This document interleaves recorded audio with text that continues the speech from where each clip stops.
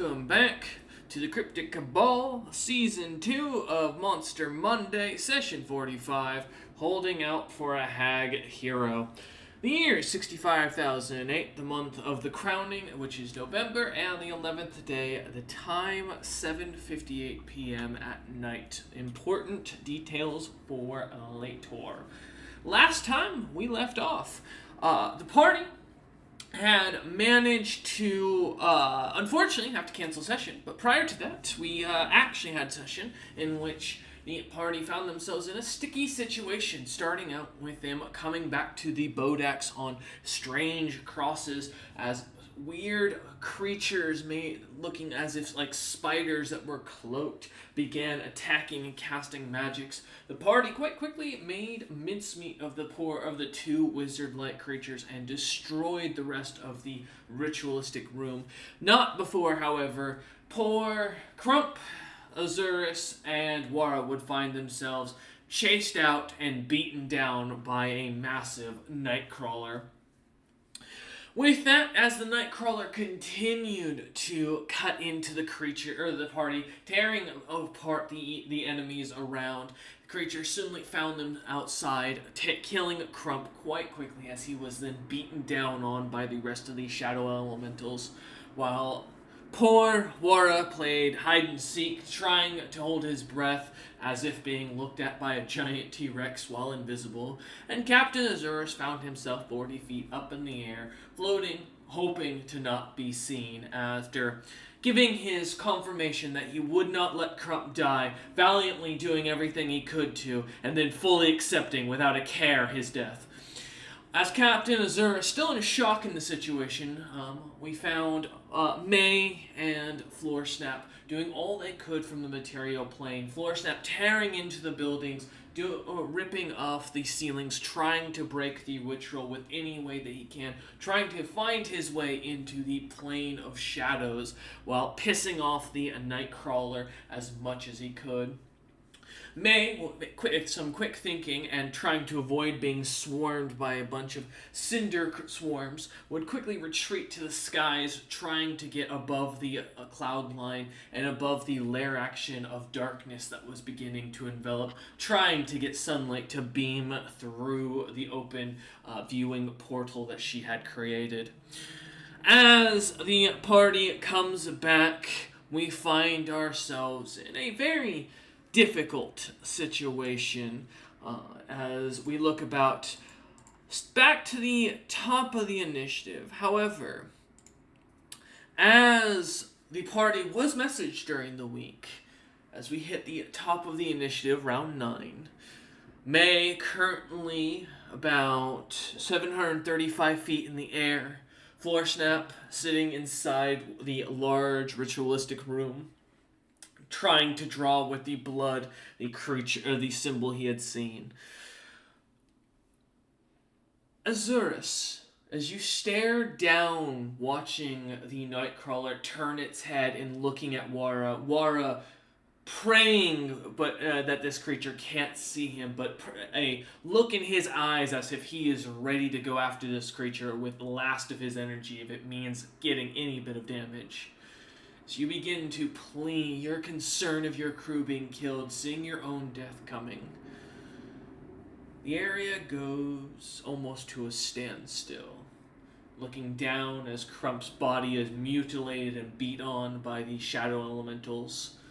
The shadowy figure of Floorsnap kind of somewhat in the ritual room, trying his best to draw the same magic circle I'd seen earlier. May nowhere to be seen. You see as the land goes quiet, and a chill runs up your spine as a figure comes walking down. A strange figure. Dwarvish, but not dwarvish in appearance. His beard glimmering with gold, his eyes brightly gold, his hair glimmering a mix of reddish gold. His fancy suit and attire, almost like a pimp suit, it glimmers with bits of shiny silver, mithril, and orichalcum.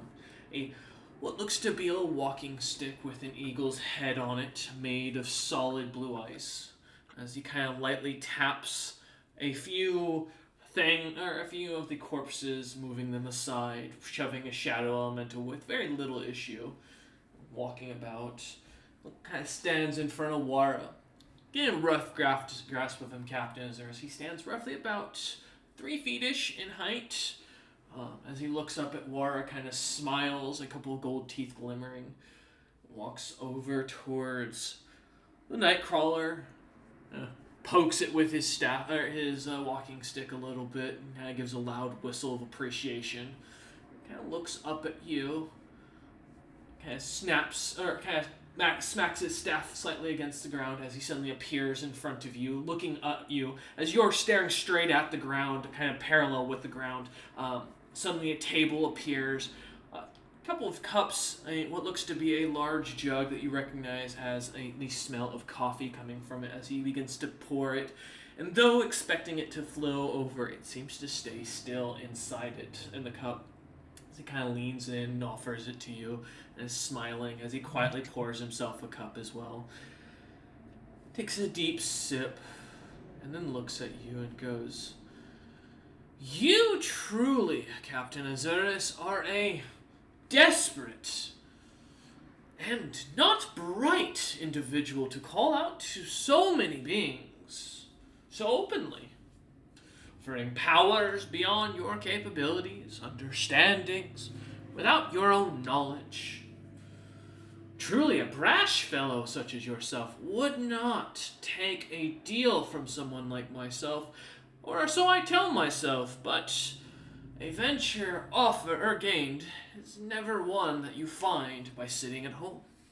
So I find myself," he kind of takes another sip and takes his hat off with his other hand and sets it onto the table, letting his blonde hair kind of glimmer as it does, and looks at you and goes, "Looking at you and wondering, are you desperate enough to take a deal with a being that goes beyond any concept? Someone who grasped their destiny, did things that were unspeakable, wiped out societies, devoured frogs, saw gods bend their knees well beyond your even comprehension.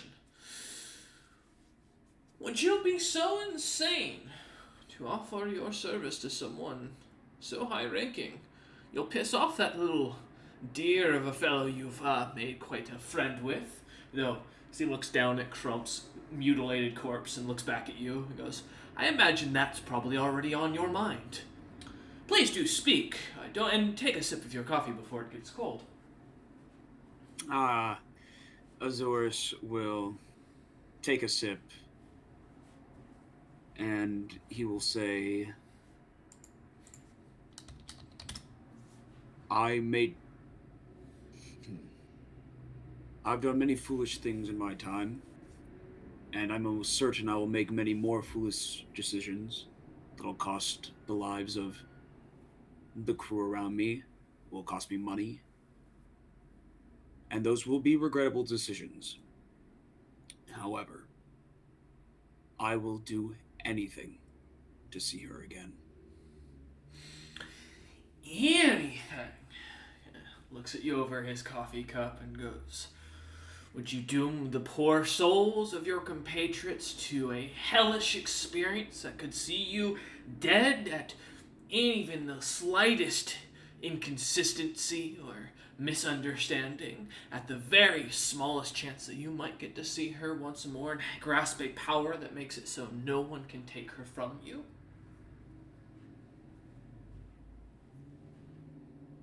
Yes.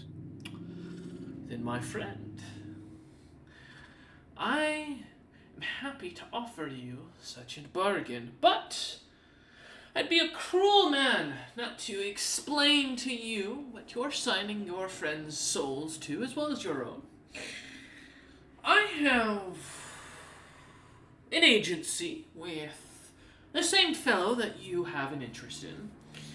And after he lost a bet with me, I am now technically, by right, the owners of your soul. Well, your soul only.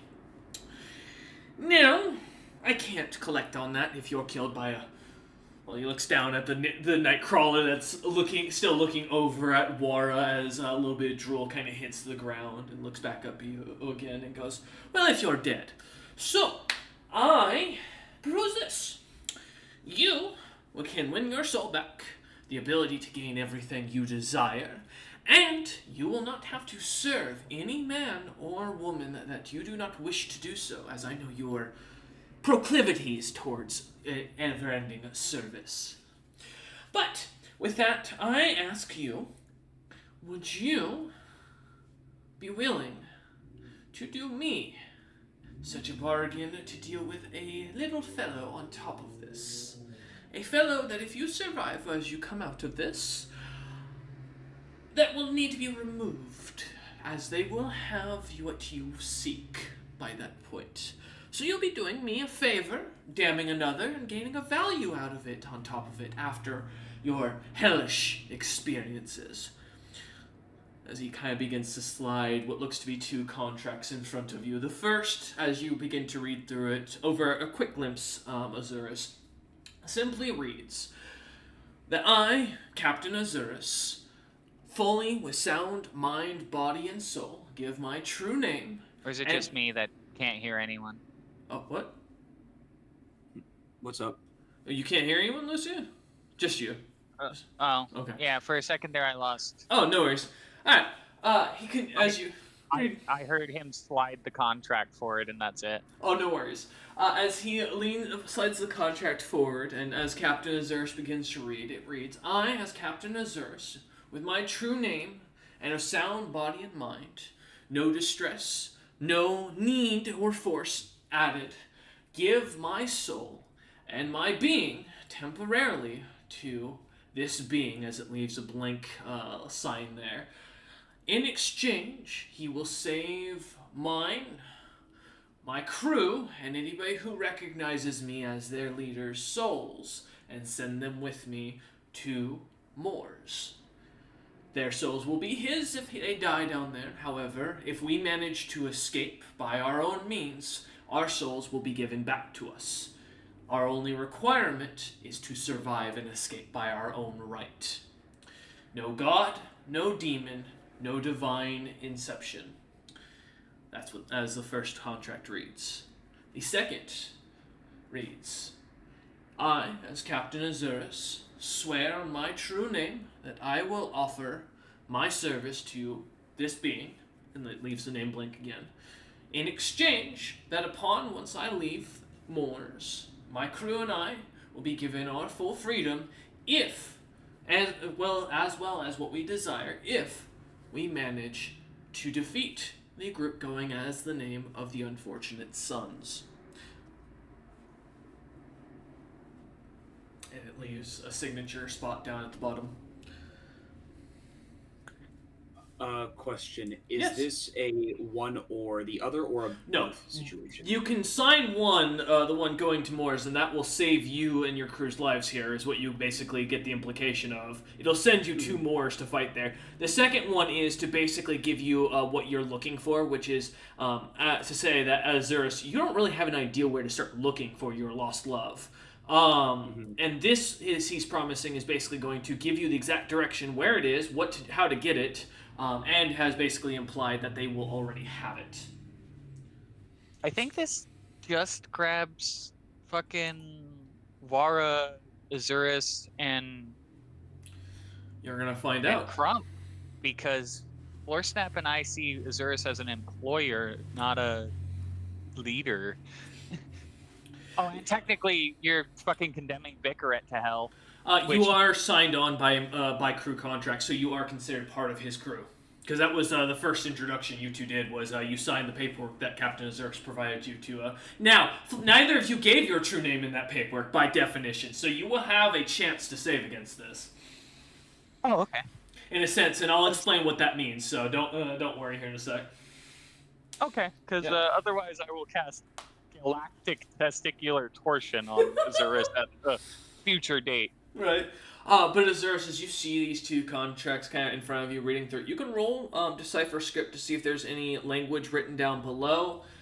You can, or like hidden beneath the contract. You could try a sense motive if you'd like to see if you can get anything off this guy. If there's something you're kind of curious about, this is your chance. You can also make a Sure. request. I'll go ahead and I'll decipher the script just to see what we're looking at. Okay. 18. 18. As you look through, you do read at the very bottom of the first contract that where it says it will send you to Moors. It does state a specific location as you read, and it gives a bunch of strange numbers that are kind of written into like invisible ink. The best you can gather, I mean, given in this time period, longitude and latitude is not a thing, to make very clear.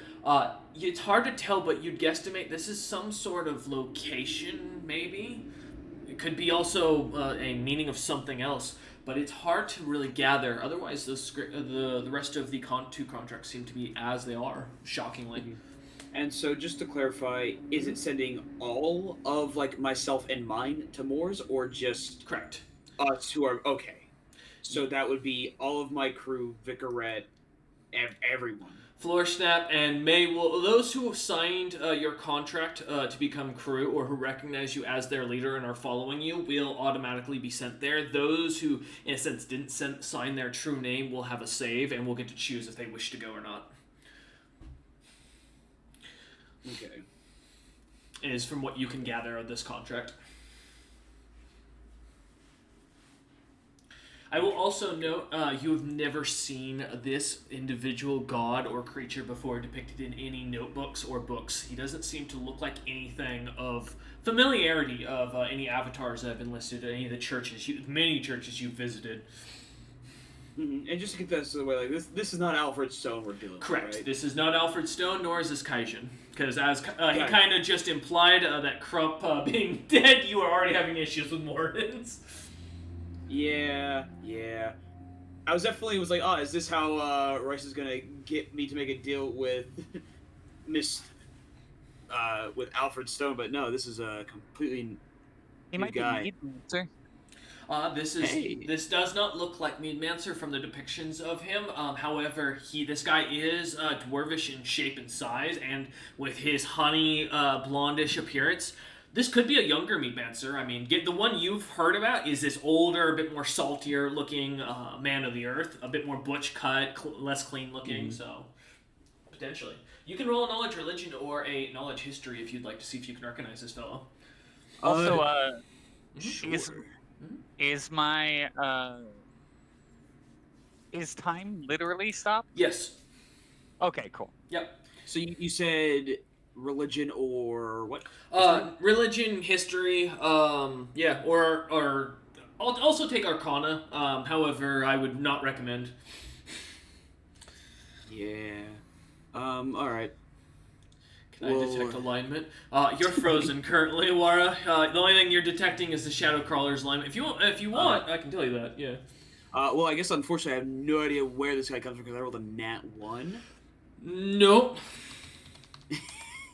Classic, perfect hunter roll moment. Yep, you've no idea. You've never seen this individual before. Well, hey, all Azurus sees a couple pieces of paper. One that says, "Hey, I'll save you and your crew. You get sent to hell. You just got to fight your way out." And the next one is, I'll give you everything you ever could desire. Well, you ever desire. If you is it kill or deal with? Like, what was the Kill? Mm-hmm. A member or the unfortunate? The sons? unfortunate sons. Interesting. And you, as a Jinn, have an intimate understanding that most contracts that offer stuff like this are fucking bullshit and screw you. Uh-huh. Yeah, but I mean, he's staring down the stomach of a Nightcrawler right now. He's got choices, or limited choices he can make, so he's thinking about it. It's either die now or die later and have a chance to get out of it. I mean, you have a chance to get out of this, so. It's true. I don't know if I'll be able to. And plus, it also saves Wara. And I think it's going to take a while before we get to that chance. Because I have to operate that You could turn this guy down. That is fully an option. You could take the risk and turn this man down. I mean, he has fully shown up because this is a desperate situation, clearly. That doesn't take a sense motive to, like, put that 2 and 2 together there. I mean, he's as similar to you. He's going to come in and use the situation to manipulate like you do for sailors who've lost their ship. Oh, hey, a game recognizes game. Yeah, exactly. Also, he has already stated that he can't cash in a debt if you die, which means he might just save you on principle anyways to cash that debt in later without you signing the contract. Or may not. Yeah, that's the thing. This is a man who might see potential in using me as a tool, but doesn't care if, I get cast off. And frankly, since, I don't know if you guys are working on something out there, or if it's going to be done in a short enough amount of time to save Wara. And I hope you guys know, I really don't want to make this deal, but as Azores, I don't want to die. And he also wants to find the person he's been looking for, more than anything else. So what Azores is going to do is he's going to sign both pieces of paper. Okay. So you realize that now that you've signed both pieces of paper, the crew gets their freedom when we get out of Moors. You get your freedom when the unfortunate sons are dead. Yes. As in the party gets their freedom when the unfortunate sons are dead. Which means we both have to escape from Moors and kill another player party. Yeah. I can feel Florstep's player excited about the amount of pain he's going to get to put on some of the players in that party. Listen, I don't want this to happen, but listen. It's I better. understand. Like I get it. This is a raw situation, but I'm not going. Azores is not gonna kill himself. He's not gonna just say, "Hey, no, I'm cool with dying." As you kind of pick up the pen that appears in the center, your blood or your finger kind of suddenly pricking as the ink flows into the quill as you sign your true name to it, Captain Azores. The first signature kind of immediately causing the contract to glow, rolling up and turning to a blackened flame as it burns in his hand as he smiles watching you sign the second one. Kind of an eyebrow raised in surprise as he watches you and takes the other as it does a similar effect and looks at you and goes, I'm honestly quite shocked you would take me up on both deals. But I said anything, did I? Understandably, you have been an interesting patron, and I truly wish you, Captain Azores, a chance at great happiness. I bid you adieu, good sir, as it seems as it kind of suddenly appears a little sundial on his hand and appears a little light on his hat as he puts it back on. It begins to glow, and the entirety of the plane of shadows begins to glimmer with light. He smiles and goes, is up. As he does this, Wara, I'm going to start with you. Suddenly, as you're staring up at this creature, crouched down, a nat 20 in your hide check, unable to be seen, healing just bare little bits as you get your fast healing, your cuts kind of closing up as you sit there, panting, the exhaustion from your rage still hitting you, man, as you look up, seeing this creature looking down at you as the Nightcrawler prepares to lunge forward. And as it does, suddenly, a dwarvish man is standing looking right in front of you, a long, straight blonde beard, his golden teeth kind of glimmering, his long golden hair glimmering, as he looks you in the eyes and goes, You've been saved, my son. May your redemption come with the end of Moors. As he leans forward and gives you a light caressing around the cheek, Wara, and smiles as you suddenly find yourself vanishing. Who's my dad? Wara's left with so many questions suddenly in the back of his head. Wara vanishing as he does. Azurus watching as Wara disappears in ignited black flame, burning away as he does almost immediately. Looking over, the suddenly Floorsnap appears as if he's in the plane of shadows as you look on Azurus. And Floorsnap, as you look over, you see this similar figure kind of appear, his cane in his hand. So he looks you up and down and goes, "One of the mudslots. I didn't think your people survived after the purge. Quite interesting. Young Floorsnap, I have been offered to take you to Moors in exchange for serving your captain." And Izzy kind of smiles at you, and unfortunately, you do not have a choice. I so will enjoy this, as he snaps his staff against the floor, giving a loud ping. Give me a will save.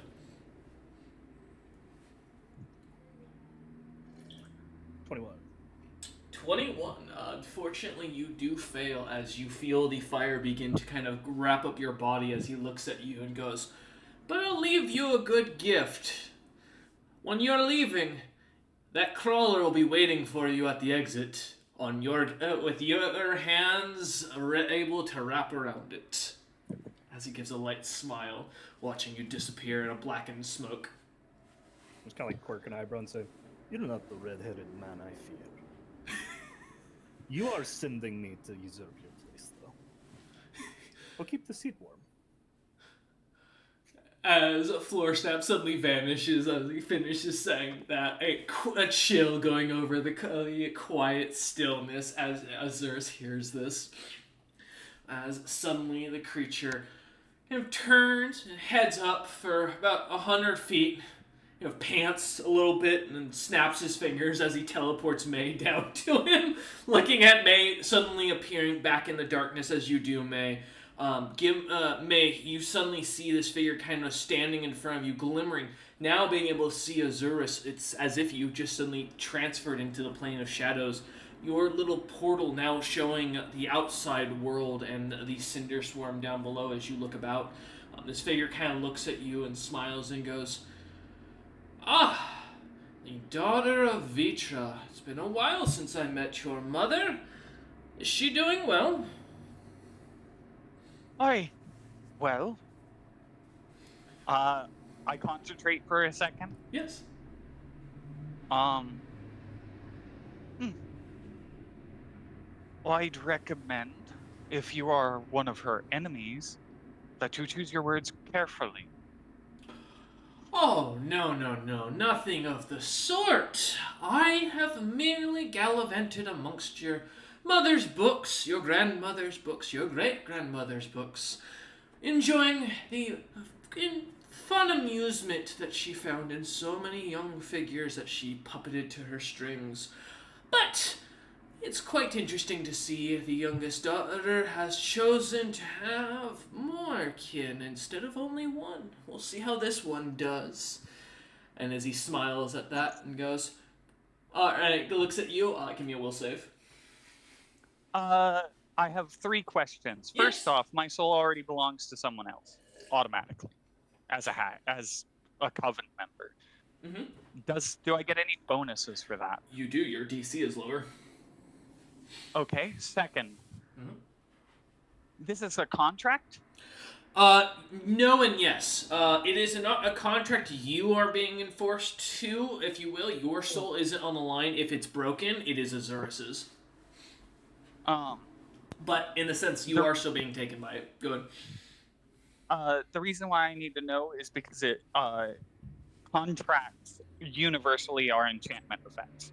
Correct. Okay. And failing this contract, does that mean that we die or we are enslaved? If you fail this, you are just going to Moors to join Azurus.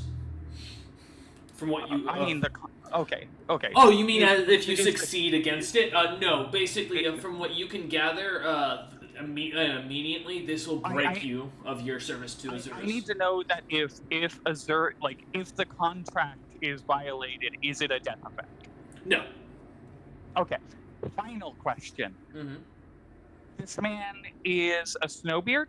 No, He looks like a Snowbeard. he does. Is he an ice-based evil creature? No, Okay, he's not Alright. evil at all. that's. I just. Please understand. Yep, no, you're good. Ridiculous stuff. Yeah. All right. So 19. This isn't mind affecting. Nope. Okay. Dang it, Uncle, says Wara. 26. 26. I rolled low. As I rolled a 7. you begin to feel your feet begin to burn slightly, he looks at you for a moment and kind of smiles and goes, "You truly are her daughter. I have no claim to Oi. you. As it seems, I have no right to take you. At least not If now." you- I give him a slight bow and I say, "Oi, but I understand you're probably taking the rest of everyone. Perhaps if you have something to give me, we could work out a deal and I could tag along and help them out, because I imagine they have some kind of debt to owe you, and their success would mean more to you than their failure." Looks you up and down for a second and goes, "I do not deal with your kind. As the last time I did, they were sent off a wall of ground into the cold depths below and would never be spoken of again. I cannot offer you anything that your mother would choose to take that would not doom her existence, and she knows that better than you do. But I can offer you something instead. Your soul does belong to her, that is true, but I can do something that goes against the natural order. It will doom you. You'll never be able to break away from your mother, but I can guarantee you'll be able to follow the captain. If not, then I will send someone in your place, a figure that will guarantee they get the job done."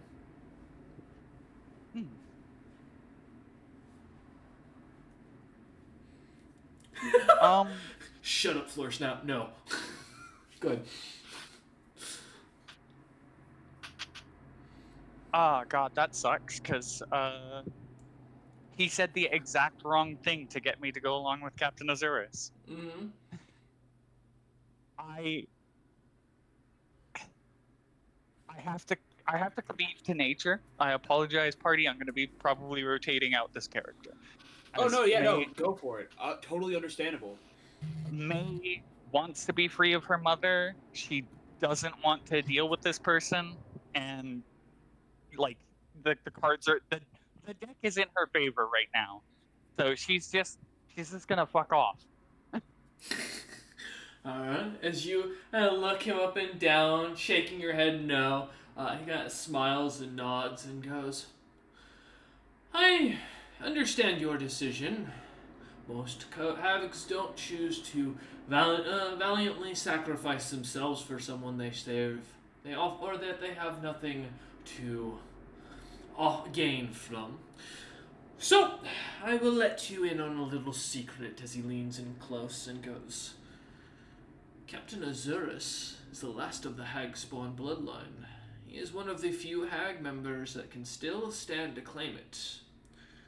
When he comes out of that portal, seek him out. He's the only one that'll be able to knock down Vitra."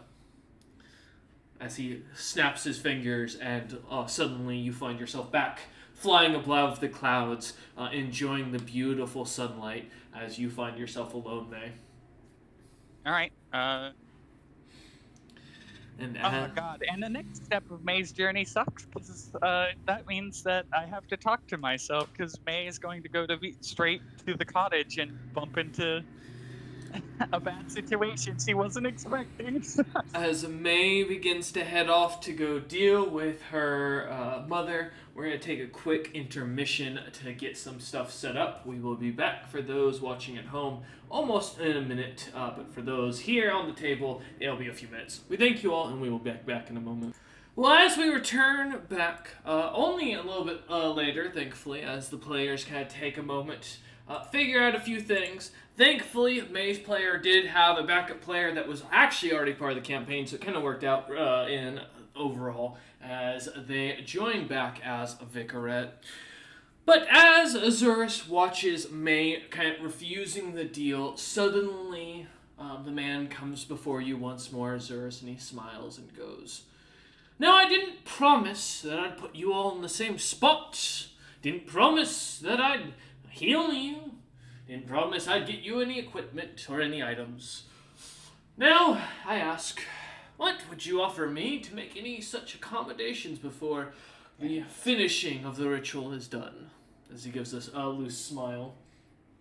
Wara won't try to kick your ass. Well, this is to Azurus.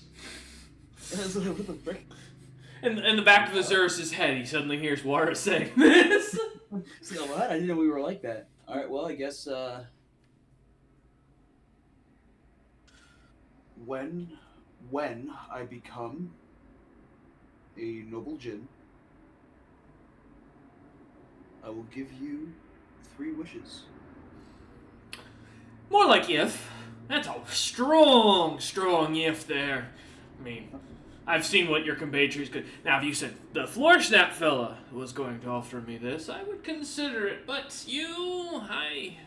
as he kind of suddenly creates a illusion around him of you being attacked by an ogre mummy inside of a sandy tomb, and then watching as your teammates getting the crud kicked out of him by a group of 6 mummies, and goes, "It's nothing personal, Captain Azurus. I do believe in your capabilities, but down there I can't assist you. So, I want to make clear, your wishes aren't of my interest. If they were, there are much easier ways to get them."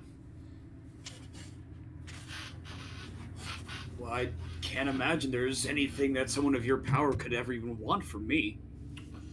Besides doing what you've already asked me to do when we get out. You could bend your knee eternally. I'll give you whatever you wish to that. Become my champion. He gives a wry smile and goes, "But you're too proud to do so, which I understand, and that's why the offer is as hollow as the words that say it. But you could offer your future, years off your lifespan, your following, so many things you could offer that you don't realize yet are tangible. Your name even has more value than the wishes you offer. Please, if you have such a desire that you would need it somewhere down in Moors, now is your only chance to speak of it, for once you are down there, no god, no demon, no being will bother you from the material plane." So I may not be able to grant you 3 wishes based on the power if I make it to a noble djinn. What about if I simply offer you 3 favors? I can do that no matter if I'm a noble djinn or not. 3 favors. What defines these favors? As he kind of paces back and forth, twirling his cane. You need a job done? Call us up. You can't refuse. I would ask that it is within our capabilities. I would not wish to just be sent off to our deaths for no reason. Okay, so barring an immediate death, anything I wish.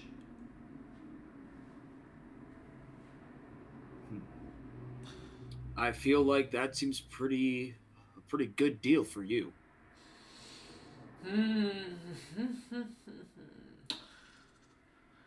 I'll tell you what.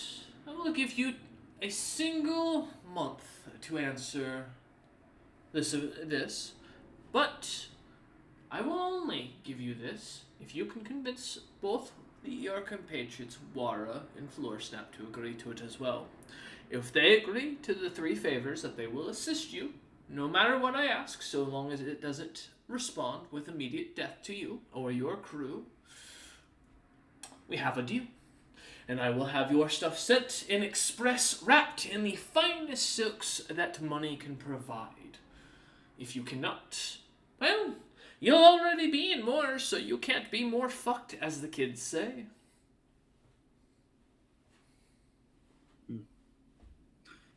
Oh, well.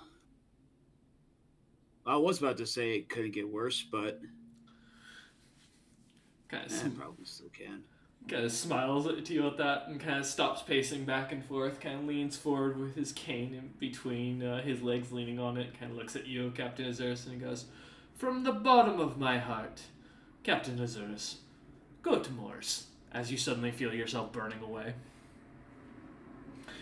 As you suddenly open your eyes, looking around, it is a vast, vast desert of just sand made of red particles, a sky of black, no clouds, no darkness, yet no light. It is eerily, only slightly dim, but yet not dark wherever you look, but yet out of the corner of your eyes, nothing seems to be around as you kind of blink a few times. And as you look up, suddenly you see the ugliest face you've ever seen. A horrific face, one that just will drive nightmares into your eyes. Wara's actual face. What? Well, what's his actual face? Well, Wara, would you like to describe what you actually look like? A lion's head. He's a furry. As he looks down at you and you look up, Wara and Floorsnap, as you both suddenly find yourselves here, looking about, Floorsnap coming to quite quickly, but Wara coming to a few moments later. Floorsnap, all your gear is with you in a foreign domain, but you know you're not of the material plane anymore, looking about the area. It's dark, it's dim, it's magical, and it's eerie. Desert, sand all around you, no water for miles from what you can look and notice, and no civilization except for you and the group of the crew from the Red Lady herself. Looking about, a few trolls seem to be on amongst the crew, that being all.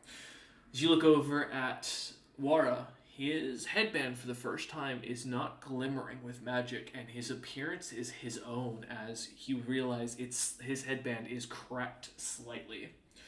Looking over at him, he is literally a lion person with legs. Not a leonin, as these are different, but he does look like a lion, like on two legs, slightly humanoid. So he's exactly what I saw in this before. Yes. Well, Leonel. Yeah. As you look over at him, kind of seeing this, looking about. Wara, similarly, as you wake up a few moments later, looking about, you see Florstep kind of standing and looking about the area already. As you look around, feeling your headband feel slightly off, feeling onto it, you feel the large crack, and as you take it off, looking at it, the magic has been broken, and it no longer says redemption on it, but corruption. Ah, fucker. As you kind of look down your armor slightly, it looks a little bit different, slightly darkened in coloration, but overall nothing else kind of catching your eye. As you look yourself up and down, as you walk over, looking down at Azurus, who's laying peacefully snoring, looking down at his face as he kind of comes to, blinking and looking up at you. So just to clarify, so Yes. we have like the equipment that we had on our bodies, just Correct. like nothing else. Correct. Okay. Currently, yep. As Well, well as and, like, only the troll crew that had survived your fleet, which I believe is like 12 members, 15 members. 15 trolls. Yes, so you only have 15 trolls with you. That is it. And none of the frost giants that still Nope. signed the contracts. None of them seem to. Nope. Interesting. As you realize, those forced to sign under duress were not enforced. Fair enough. And All right. As you For look what over, it's you worth- can see Vicarette as well. Yeah, good. Vicarette's curled up in a ball and looks like she's been traumatized by something because Vicarette had to deal with a handful of seconds around Vitra. Yes, I will also note, Vicarette, your children are not here. I mean, that's fine. They're basically, that means that they're safe, so. Yes. still working back in the cottage, hopefully, or on the ship that Azurus was moving about. But as you four kind of come to looking about, the trolls still completely unconscious on the sand, the bellowing of the sand as continuing. A distance, a few bits of rough, dried plant life kind of rolling by, and the eerie sound of a bird in the distance making a creepy, almost cawing sound that sounds like a mix of a crow and a shrill scream that seems to kind of echo through the desert. Now, this is an important question for you as Royce, Yeah, what's up? GM, dear friend. Mm-hmm. I understand this can go either way, and I'm fine with however you rule it. Yeah, what's up? Does either A, Vicaret have the gauntlet, or B, Vitra have the gauntlet? So Vitra has the gauntlet, sadly. Yeah, Vicaret would have had that taken from her immediately. Oh no. So that's long gone. That's That's why what Vicaret's happened there? traumatized. But did you make the gauntlets and then Vitra came out and snagged them from you? Snagged is the word you could use. Vitra would not have snagged the gauntlet. What would have happened is Vitra would have been sitting in the main room of the cottage with Vicaret curled in the corner, literally incapable of moving due to fear, and then Vicaret would have disappeared and the gauntlet would have been sitting somewhere. Why in the were you room. with Vitra? What happened? Oh, that's a story you'll find out later. Don't worry about that for now. I'll explain that after session. I guess I'm going to immediately rush over to dear sweet Vicaret, who's in a fetal position, and be like, "What the hell? I know, like we're in a tough situation, but what the hell happened to you? Looks like it's more than just being teleported to Moors." I uncurl a little bit, hearing Captain Azurus, and he's like, "Oh, where are we? Are we away from that thing?" We're in Moors. I had to make a really bad deal to not die. What? Wait, what? Get the fucking Morse, sure. As Vicaret starts like mumbling crazy talk, she is talking fast and incoherently, Azurus, as you catch a couple of like notes of something about someone not being able to get to the plane of Moors. Yeah, I'm gonna grab Azurus and I'm gonna be like, "We cannot go back to that cottage while that thing is still there." What thing, Vic? It is fear itself. There's nothing I have ever seen more terrifying. You don't understand. The chairs were afraid of it. The candles heeded its wishes out of fear. Inanimate objects feeling emotions.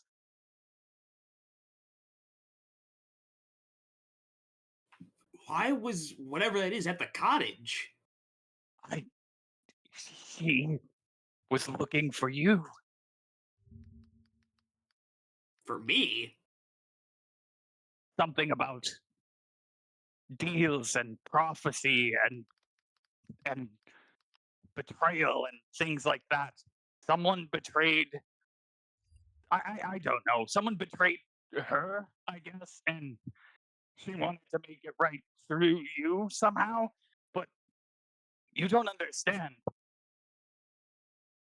She knocked on the door and was like, "Yes, I'm here for Captain Azurus." And then all of the trolls reached for their weapons. And then, I motion at the trolls. You think they're just sleeping? Most of them fainted. They literally just passed out from fear. Where they were standing, trolls passed out from fear. This thing we don't. Oh, Did 2 she- moments at the cottage. Did she do anything to you? I mean, besides like just being absolutely terrifying. Did this thing hurt you? I don't know how many seconds, minutes, years. How long? I don't. Oh, Captain Azurus, this is. You don't. As you say, as Vic kind of has a bit of a breakdown, kind of like looking down at your chest, there a moment of pause as they seem to be lost in thought, like thinking back on the situation, still comprehending it. You see Snap and Wara as suddenly something kind of drops from above, a creature seemingly almost camouflaged into the sky above. A bird of pure dark black feathers seems to be fluttering past, dropping what looks to be a large berry-like object, almost like an apple that's a little bit greenish in color. As you kind of both look at them, moving them about, picking them up, you notice that they seem to have faces with their eyes still closed, lips sealed, but something feels off about these fruit as they kind of look almost human or humanoid. Like the fruits and vegetables of Abaddon. Uh-huh. Correct. So we were in wars. You are.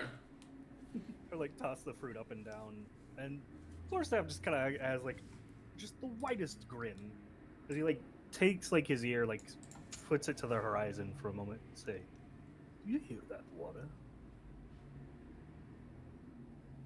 Just listen for a moment. I listen. There are no gods here. I'm unsupervised." Aren't you always unsupervised, Uncle? More than usual. All right. Basically, it's not that you're unsupervised, it's that you have no strings at all right now holding you back. Ah, so refreshing. all right. No curse of blue or no gods. I like it. For now. As I look back to the crown in my hands, going, whoever that guy was, I hate him. All right. Well, I'd like yeah. to gather the crew together to kind of give a little situation report.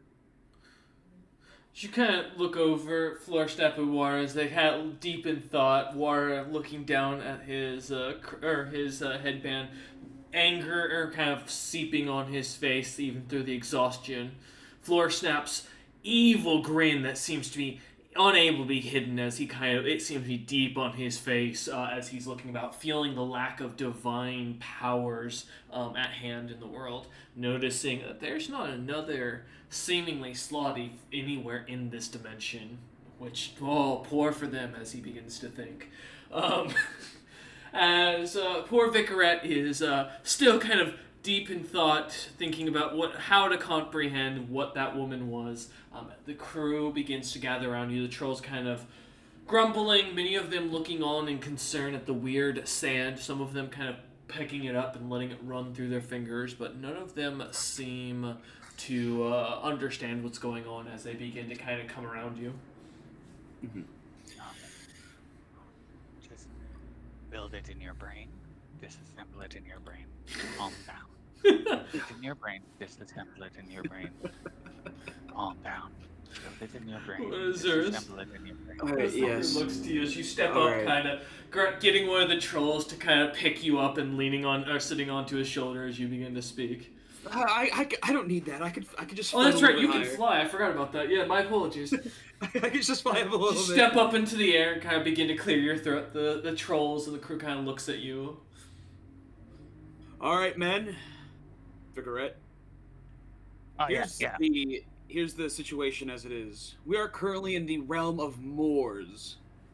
I believe this is an afterlife of some kind, and we gotta find our way out of here without the help of any kind of deity or outside dealings. So, we're gonna do what we've always done. Not give a shit on what people think of us. We're gonna kill what's in our way, and we're gonna find our way out of this hellhole and get back to what we love doing, and that's plundering the rich and keeping it for ourselves. Alright. The crew kind Oh, of normal day's work. crew gives a light cheer to that behind that, and as a couple of hands go up. And we can keep we can take our time on this, because the longer we take, the less likely that thing is going to be there. I look towards the trolls who know what I'm talking about, shaking Many of them- vigorously. Many of them seem to be looking at you blankly as you realize their minds seem to have not at all caught on to what was going on. They've completely misunderstood the woman, thinking she was just some kind lady, not comprehending what poor Vicaret really saw behind those eyes. But as the crew, a couple of the crew hands go up looking over to you, but go ahead, Captain Zers. I guess there's questions. Mm-hmm.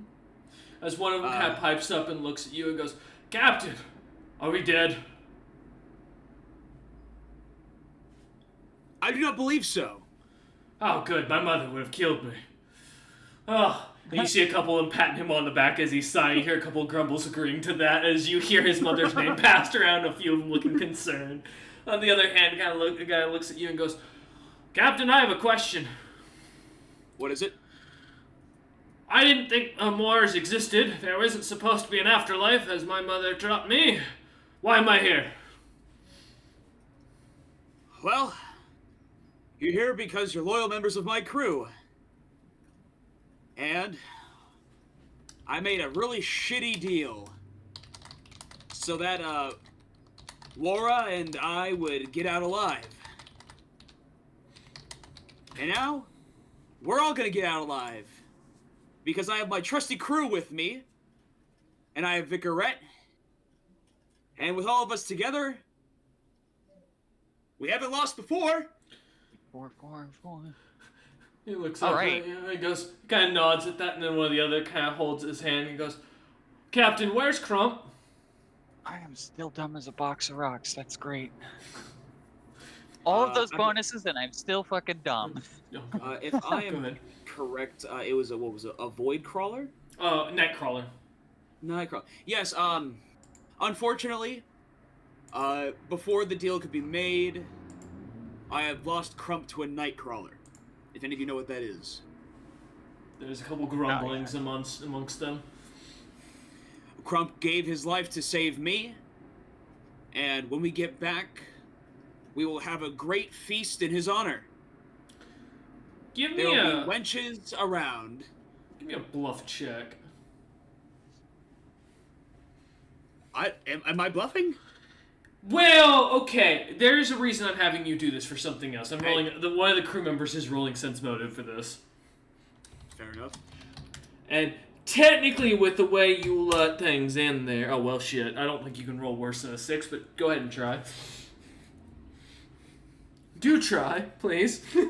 That's a 9. I actually rolled 6, 7, 8, 9. Hoorah! You can see a couple, like a hand go up at that, and then kind of slightly going down as you see your Lair kind of locks with him, and the crew member kind of quiets himself down. The crew kind of nods along, and one last hand goes up, and the guy goes, Captain, I have an important question. Yeah. So, let's say hypothetically we were sent to Mars by some powerful being, and he was a horrible person and just hated you and wanted to see you suffer.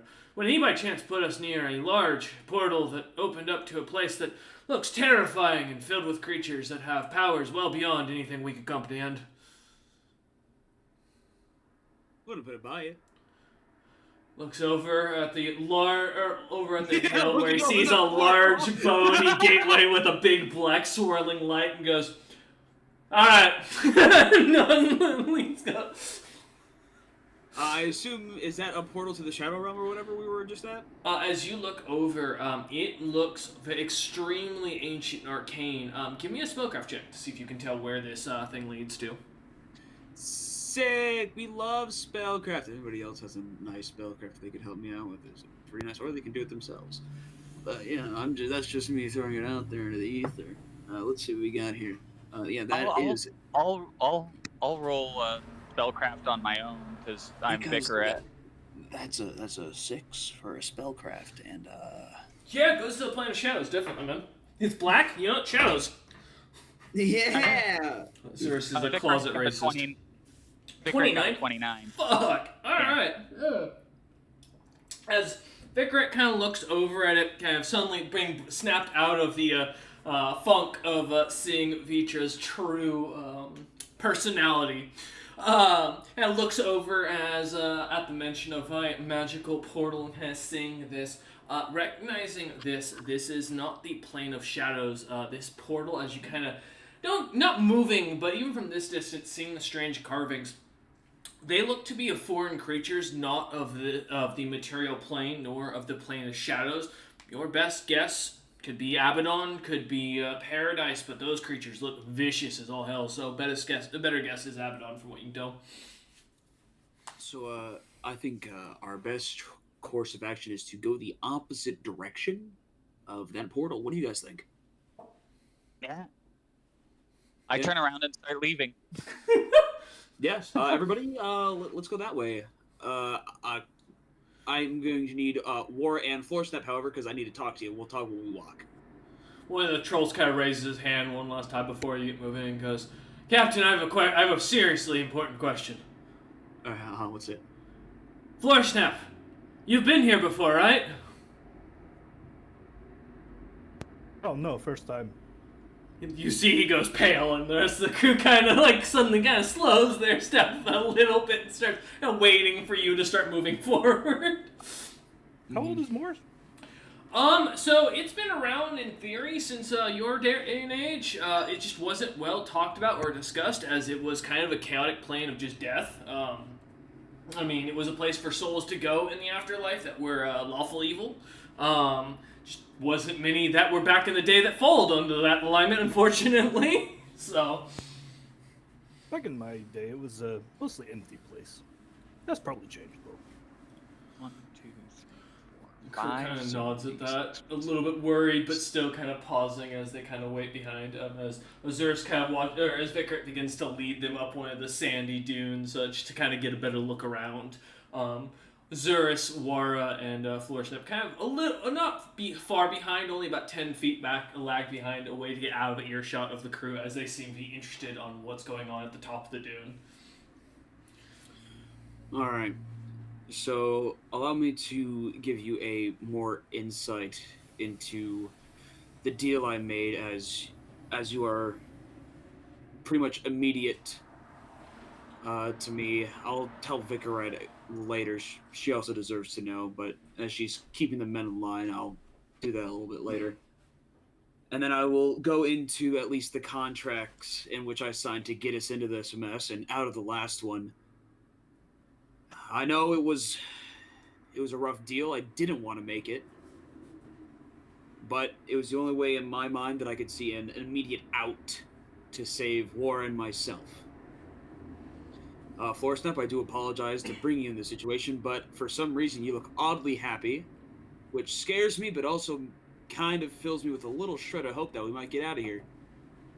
Oh, don't worry, we have a score to settle. Making deals in my name is faux pas. Don't worry, if we, any type of failure, it's gonna be on my soul. But I do I would understand. like to thank You'll you. be dead. I'm also at 1% of my total health. Wara does not look good, yeah. And sorry, Floorsnap, what did you say? It didn't come through. I'll make it up to you, Floorsnap. I promise. I know listen, I wouldn't normally drag anyone like this into this type of situation. However, I kind of didn't want to die there. And I understand that this is a horrible situation, and it will be made up to you. Actually, I have the perfect remedy, and it serves you as well. you know Give me what? your We're gonna clue. do this. Go ahead, Floorsnap. Give me your crew. Ooh. They will die here, and they will be condemned. Or, I can turn them into Slavi. They will help us, and they will survive.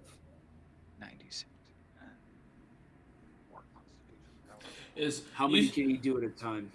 As you see Floorsnap kind of mention that, you see off to the side where Floorsnap's eyes are kind of gleaming, or kind of looking, and there, as you kind of catch the glimpse, there looks to be a creature that As you could best describe Azurus, would probably be something a devilish being, somewhere around a bit higher gear than your own self. As you kind of notice the glimmering armor that looks to be tainted with some sort of corrupt black liquid on it that seems to move about this skeleton. You're pretty sure that's about roughly a level 10 adventurer from what you can tell from the gear. As Floorsnap kind of looks you in the eyes again. How many can you do at a time? Well, it takes a week. The incubation and might take a few times to catch, but well, we'll have time.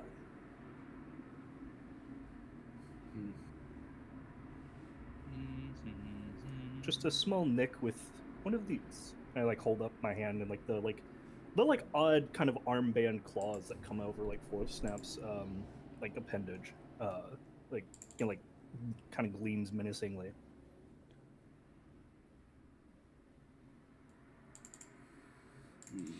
Okay, so it's 1 point to natural armor and 1 point to base attack.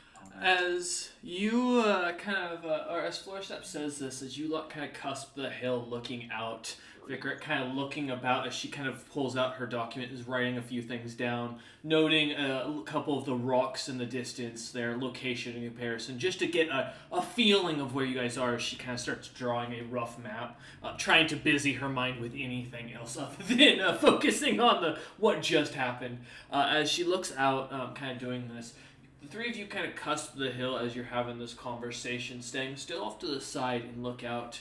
It is a vast desert. There are bones sticking out of creatures that are gargantuan, colossal in some cases. Beasts with skulls and bones that look foreign in every aspect of the way. Some that look even foreign to Floorsnap, having never seen creatures of these size and shapes. As you all kind of look, one after another, Captain Azur's kind of pulling out his periscope, that's the word. Periscope. Looking off out towards the vast open desert, there looks to be, well, you'd say maybe a few miles out, the shapes of something unorganic, square-looking and slightly off-kilter with different shapes. Makes sense to be a town from what you can tell. Best you get. There's no sense of, unfortunately, moon or sunlight as you look up into the sky, looking about. But as you kind of put the periscope away, as looking at kaleidoscope, that's right. That was what it was, yeah. As you put your periscope kind of away, looking at Floorsnap, who's kind of watching the troll man, kind of assessing a bit of which one will be the easiest to turn and most likely to survive. Wara still kind of deep in thought over his helmet, or his headband. What do you do, Captain Azurus? What's the success rate? Oh, either their body fights it off, or they succumb and become slod. Those are the options. So we can just do it again. Give me a heal check, Azurus, after that. Sure. I can. I'm not really good at those. If you're not, then never mind. No, fair enough. Yeah, it's an 8. Yeah, never mind then. Yeah, let's see. I guess to my only answer would that be, when they become slots, do they retain their own mind, or are they entirely new? They will be new. But, and I feel I should remind you, they will die here. If I set their souls free by removing them, they'll go on to wherever they're supposed to go. Probably. And a D8. So that goes. Well, Okay. well, those bastards served me well. As you think about Captain Azurus, I will mention something kind of as you consider looking over at Floorsnap. Floorsnap has an immense amount of power. What he is offering is to turn these creatures, or your crew, into immensely powerful beings. I mean, it is a gift as much as it is a curse.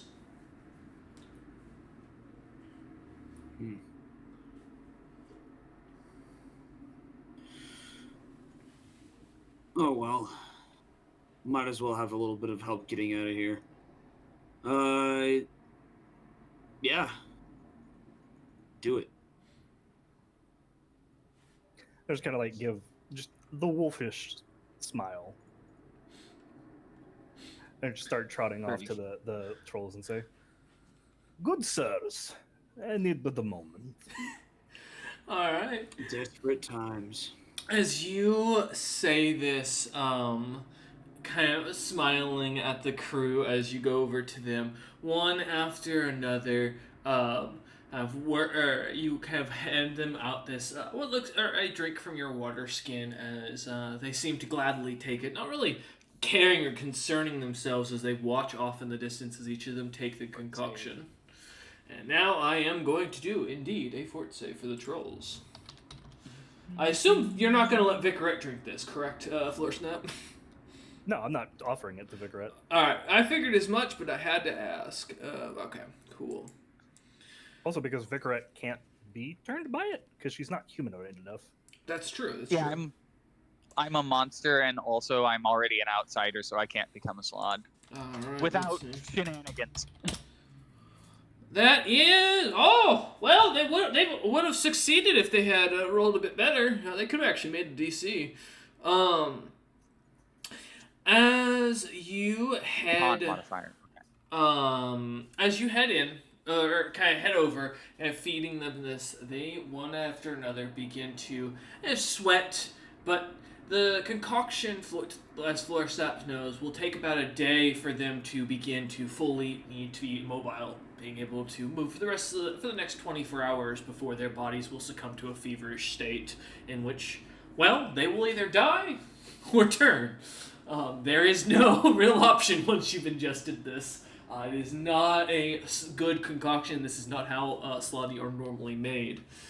But as they begin to kind of pant a little bit more, turn a bit more pale, they continue walking as you kind of begin to crest another hill. And I assume, Captain Azurus, you were going to head the crew towards that town you saw in the distance. Yep. Okay. As the group of you continue walking that way, it takes hours, it seems. Days, it feels like. Your feet begin to hurt. Those who are walking in the sky or floating get tired, feeling your minds almost exhausting as if you've been studying for hours. Your body becoming colder and seemingly hungrier as the day goes on. Time just seems to continue. As soon as I start getting annoyed by this, as Vicarette, I'm going to touch I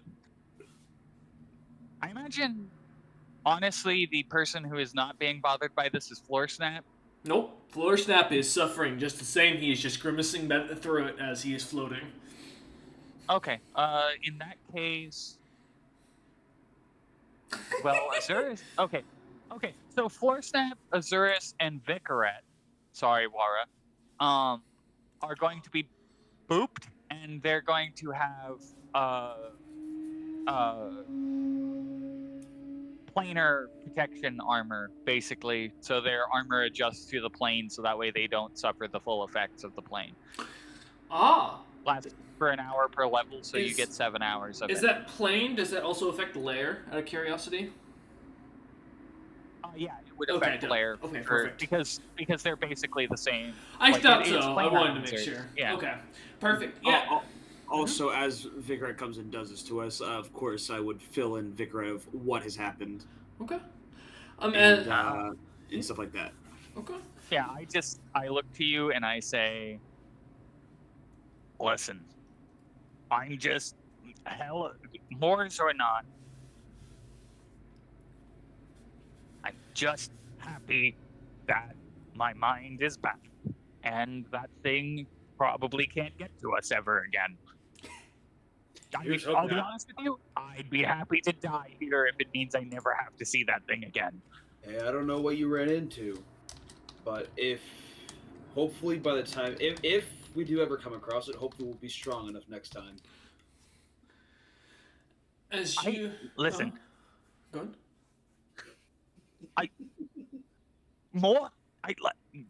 The level, us beating that is not something I even want to think about due to how hard it is for me to even conceptualize what that creature was.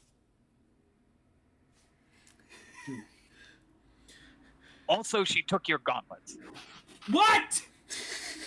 As Azurus' shout echoes across the desert, everyone kind of freezing. As he does this, a couple crows in the distance suddenly shrill screeching away as the thing echoes. So, those gauntlets that I made are probably the scariest artifact I have come up with. And I've concepted some pretty scary things, but they are functionally infinite magical power below a certain level.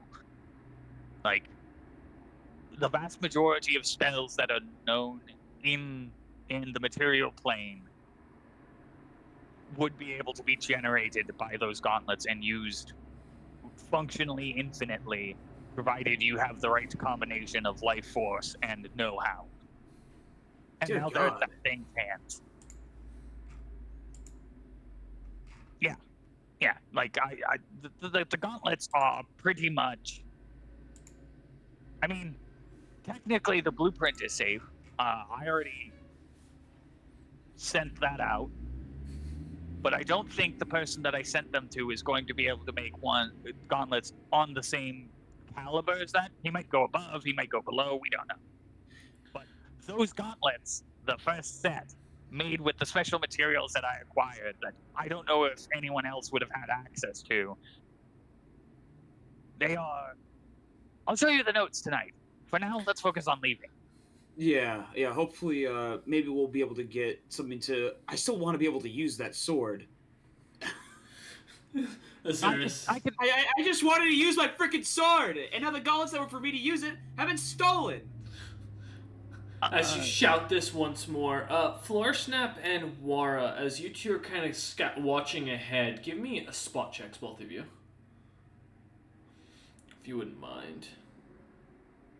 Legally skill that I have on my sheet. No, really? You don't have spot? No. Oh, I wow. have search. I have listen. Spot, not so much. Hey, that's not His bad. old eyes. Well, thankfully, your old eyes do recognize as what looks to be 300-pound, 6'5", fat, round guardsmen with little horns kind of sticking off their heads and bright, glowing yellow eyes, like solid, just all yellow. Seemingly are coming towards you wearing what looks to be heavy plate, carrying large glaives in their hands. There's the sigil on the plate looking to be what you, Wara and Floorsnap, you think might be a pumpkin eating something, but it's hard to make out from this distance. Wara, it looks almost exactly as you realize, exactly as that is a large pumpkin-like creature devouring something. Some sort of object. It doesn't look to be anything descriptive specific. Uncle, are you in the mood for making some pumpkin soup? Yeah. These might be the guards from the town. Let's hold off for a second. Let's see if we can get any information. If they cause problems, we'll take them down. One sec. Alright, there you go. Answer your question, Wara. You can do the math. As you say this, Captain Azurus, almost immediately both of them shine glimmering in this almost reddish glow of magic and suddenly appear in front of you, standing at attention as both of them do. You can hear the heavy breathing coming out of both of them and the smell of sweat coming off of them.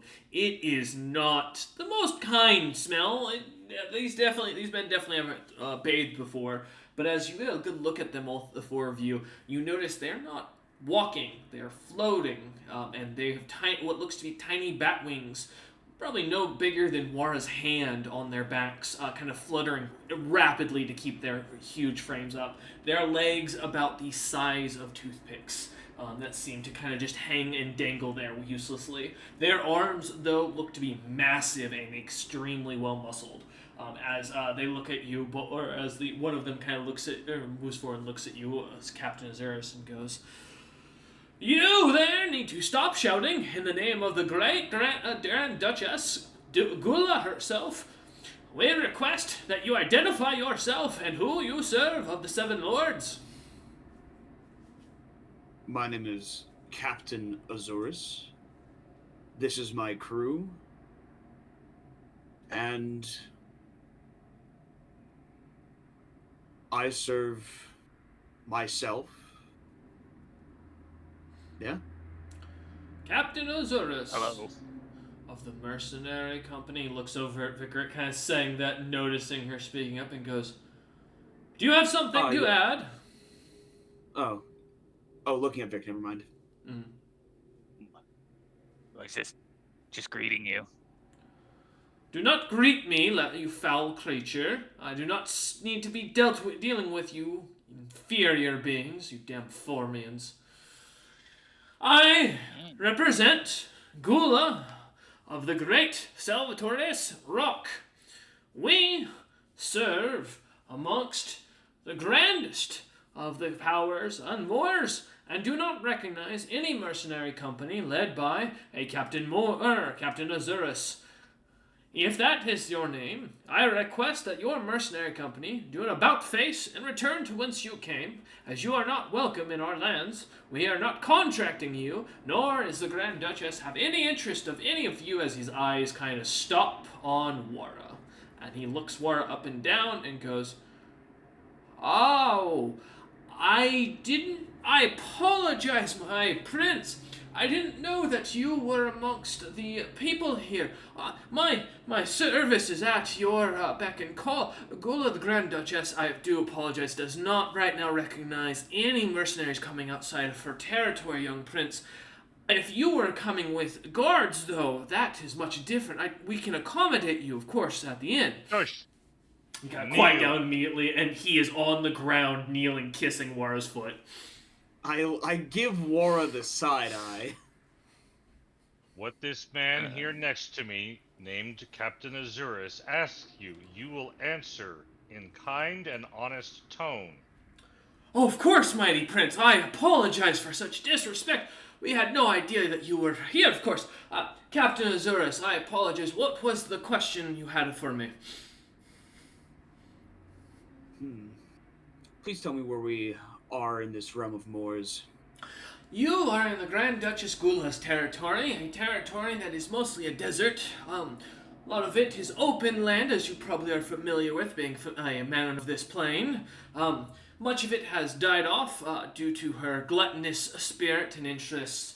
She is, one of the more prosperous of the seven. Her few spotted oases, such as the one behind us, Salvatore's, the capital, not far off from Salvatore's rock, the castle that she serves and lives in, sees quite a high amount of water and food come to us, unlike in many of the other lands, though not as hot and deserty, of course.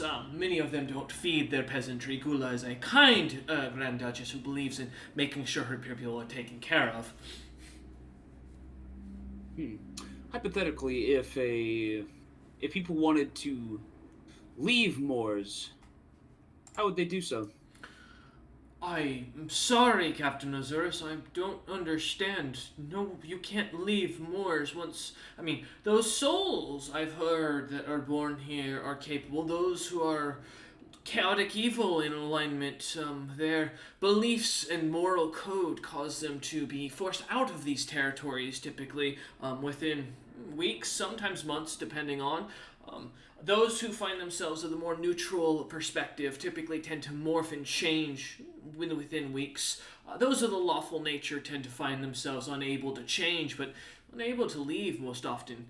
At least to my understanding. You may be able to ask the Grand Duchess herself. She may know, or maybe her many archivists that serve her.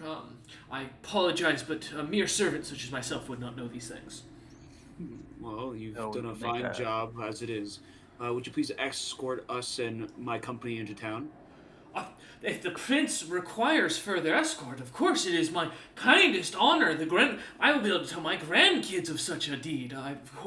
This would be the greatest thing I could do. If you would like to step on me as you walk across these sands so you do not hurt your poor shoes, young prince, I would be honored to be your carpet. Wara, do you accept? Could probably build a headband that causes us to detect as the alignment, and then the plane would eject us with that.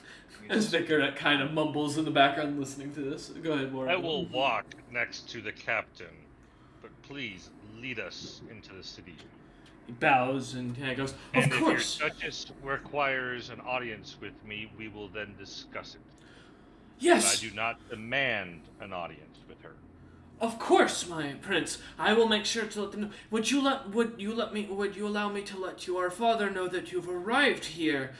I imagine he'd be very much interested and wanting to know that you've made it safely to our shining capital." No, not at this time. I will be informing him myself at the proper time. Ah, I understand. My stuff is. I am not worthy to speak to such high royalty. I do apologize and thank you for your kindness here. I heard such vile rumors that you are a horrendous individual, gone off to get people to go on to become redemptionists and lead a new life of goodness. It's good to see that you chose the corrupted path like your father chose.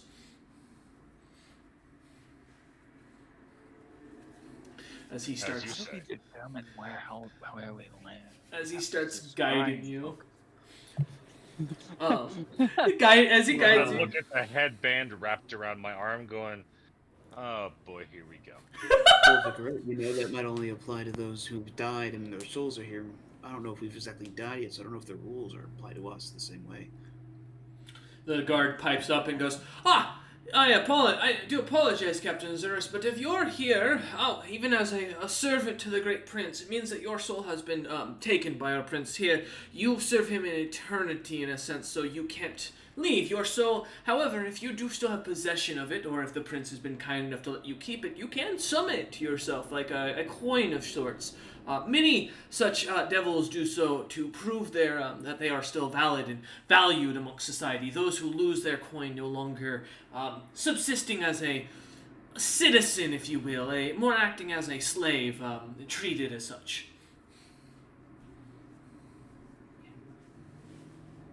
I don't remember asking you to talk to me. I do apologize. It is. I figured you were ill-informed given the question you had, or the proposition you had put forward, young Captain Azurus. Also, I can't help but Yes. note. Move on. Take us to the city. I do apologize. And he continues moving forward. You actually begin to travel quite fast, surprisingly, as you lot find yourselves seemingly within moments. Suddenly, what looked to be still days worth of travel, now suddenly only about 30 minutes of walking before you come upon this beautiful Arabian oasis. Beautiful buildings that are made of this red-like brick, carvings of this gorgeous, large and voluptuous woman kind of standing out, huge horns, what looks to be a small dagger kind of at her hip, and what looks to be an umbrella of sorts kind of over her, keeping her out of the sunlight. The town seeming glimmering with what this looks to be this greenish water that seems to float everywhere. Small little demonic pit fiend children kind of floating about as they seem to play and run around the area. Other devils of sorts kind of catch your attention that kind of seem to work about, as well as individual figures such as yourselves, seeing elves, giants, some dragons that have been shrunk down. It's surprising how populated and non-violent this town is as you come upon it. The gate itself glimmering with gold as you enter the doors. A bright sigil similar to the one on the Pit Fiend's chest as it opens, and you see this. So we can infer we're on the Circle of Gluttony, yeah? Give me. Do you have knowledge planes by chance, Azurus? Nah, no, Give me an intelligence check then. I broke the goddamn wheel. Hey, that it would be a 22. From what you can tell, there isn't levels to Moors like you had always believed. The historical books stating of it all being a single plane, currently in chaos, split between multiple factions, seems to be more accurate. This seems to be more in the sense, as you guessed it, a dome or a layer effect that is the same size as almost Movasi's own country, kind of going Gotcha. out. So a region of gluttony. Yes, if you will. Yeah, region effect. Actually, that's exactly what it is. I forgot that 3.5 has region effects. 5th edition didn't. So yeah, As you kind of enter into the city, a few what look to be other Jinn kind of noticing you lot, looking over and waving as you pass by. What looks to be gold bands kind of around their arms. There, what looks to be a necklace with a missing object kind of where it should be snapped on, clearly giving this sign of enslaved souls. As you pass by a couple of beautiful buildings. As you kind of head over to what looks to be a large inn that dominates the town. Almost a 4-block wide building and just as tall, standing about 70 feet in height, with balconies and people seemingly living within, happily giggling. As you head in, it is chaos. People laughing, singing, a tavern full of folks, a demonic individual kind of standing at the bar. What looks to be a large, giant-looking figure, a mountain giant, kind of shrunk down to huge in size. His bulking mass seemingly almost as large as his huge gut that seems to protrude out his tightly knit leather jerkin and what looks to be a heavy kilt kind of wearing below. As he cleans the glasses, you lot are led up by the guard, and he kind of bows and dismisses himself back, leaving you lot in the tavern keeper's hands. As the large mountain giant fellow looks over at you as the pit fiend guard flutters off and goes, "Name's Glitoro. People call me Village Eater, mostly because the tavern's called the Village Eater. What can I get you lot to drink, to eat, to sleep?" You're not gonna yell at me for talking, are you? Oh, no, I'm from the Immortal Plane myself before I was killed back during the early ages of my people's time. At least from the stories I've been able to gather. As he looks floor step kind of up and down a little bit suspiciously. Interesting. Neat. It's good to meet someone so venerable. Venerable? Yeah, I'm still not too happy about the damn Slotties coming after us during that great century war. We were on that damn island before your lot came through. Well, all that's left is about 6 of my kin. I doubt even they're still left up there. Wow. I'll look at you lot. I have a quick question. I'm relatively new to this land. What do you use for currency here? Depends. Some offer souls, others offer slaves. The individuals that serve them. Most people offer work, time, days, years, service, all the sorts.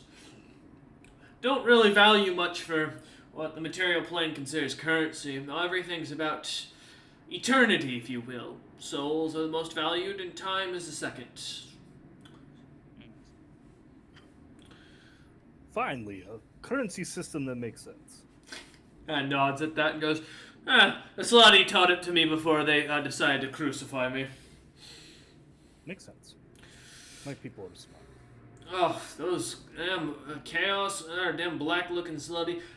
Those black scales, I tell you, they ate my feet, and they devoured my arms, and they put me up onto a large cross, and offered me to some strange creature in the island roared, and the next thing I know, I'm in a bar. Interesting. Well, give me 1 second while I think about what we could use for trade. Wara, I'd like to speak to you for a second. Oh, young man, I didn't catch your name. He looks at Captain Azurus. My name's I am Captain Azurus. He nods and goes, if you want to talk to the prince, he's got a rotating room. 2 rooms back, on the left, has a light in it. It has all the accommodations, including a silent spell to make sure you're unheard.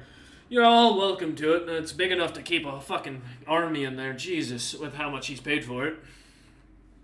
Thank you. Nods and goes, I appreciate your family's donations. We do try. Kind of waves you off as you guys kind of start, the trolls kind of follow you over. I assume, War, you're going to lead Azurus off into the room. Yes, I'll bluff my way into leading everyone into the room. Alright, give me a bluff check. Let's see if you can. If you want to word it like that, let's see what you can do. Yeah, I was just gonna follow you, and they would have followed me. But if you want to bluff, I mean, go for it. And maybe you'll convince Floorsnap to follow you into this room. Not let him wander off on his own.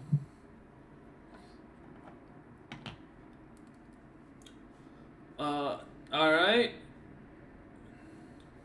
Yep.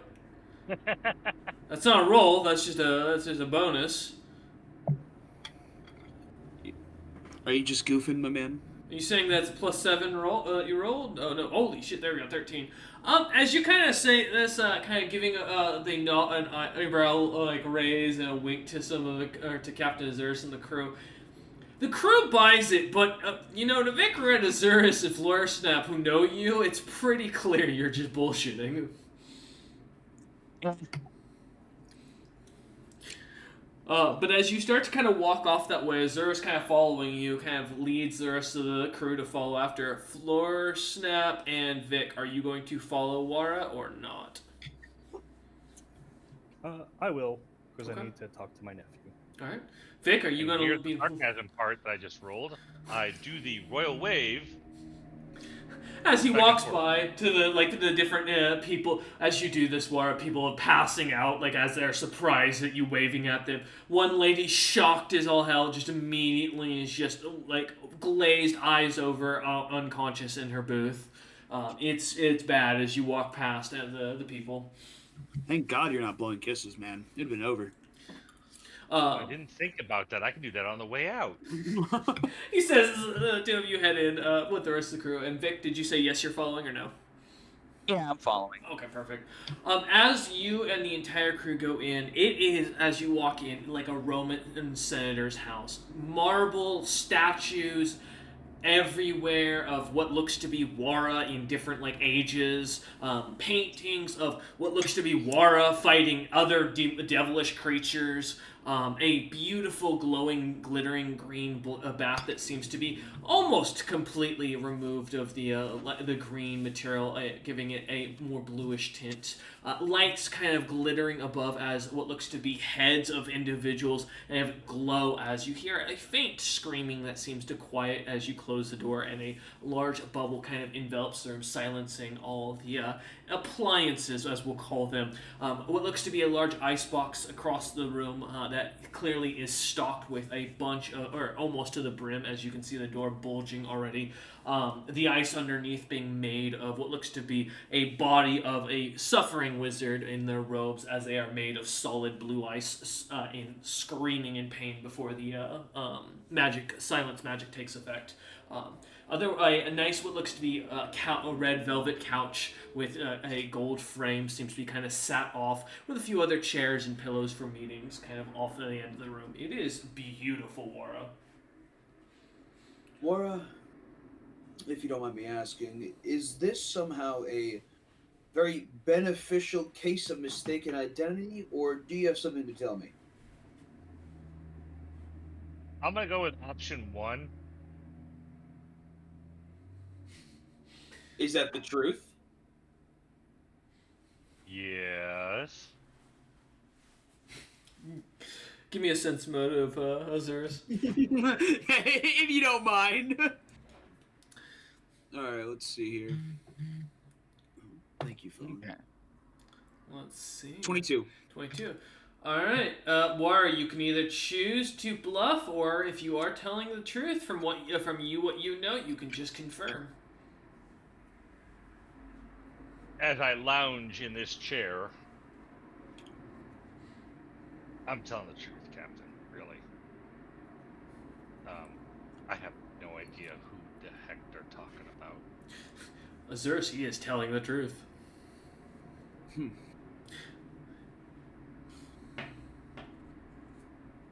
So,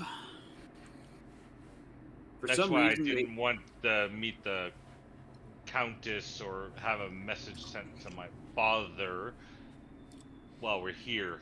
Try and keep it low profile. Gotcha. Unfortunately, the town's making a big stink that we're here. The town can make all the stink they want, as long as they don't have to meet the Countess or any other high ranking. They'll probably catch me out on a lie or misinformation or something. You see, that's just the thing, Mora.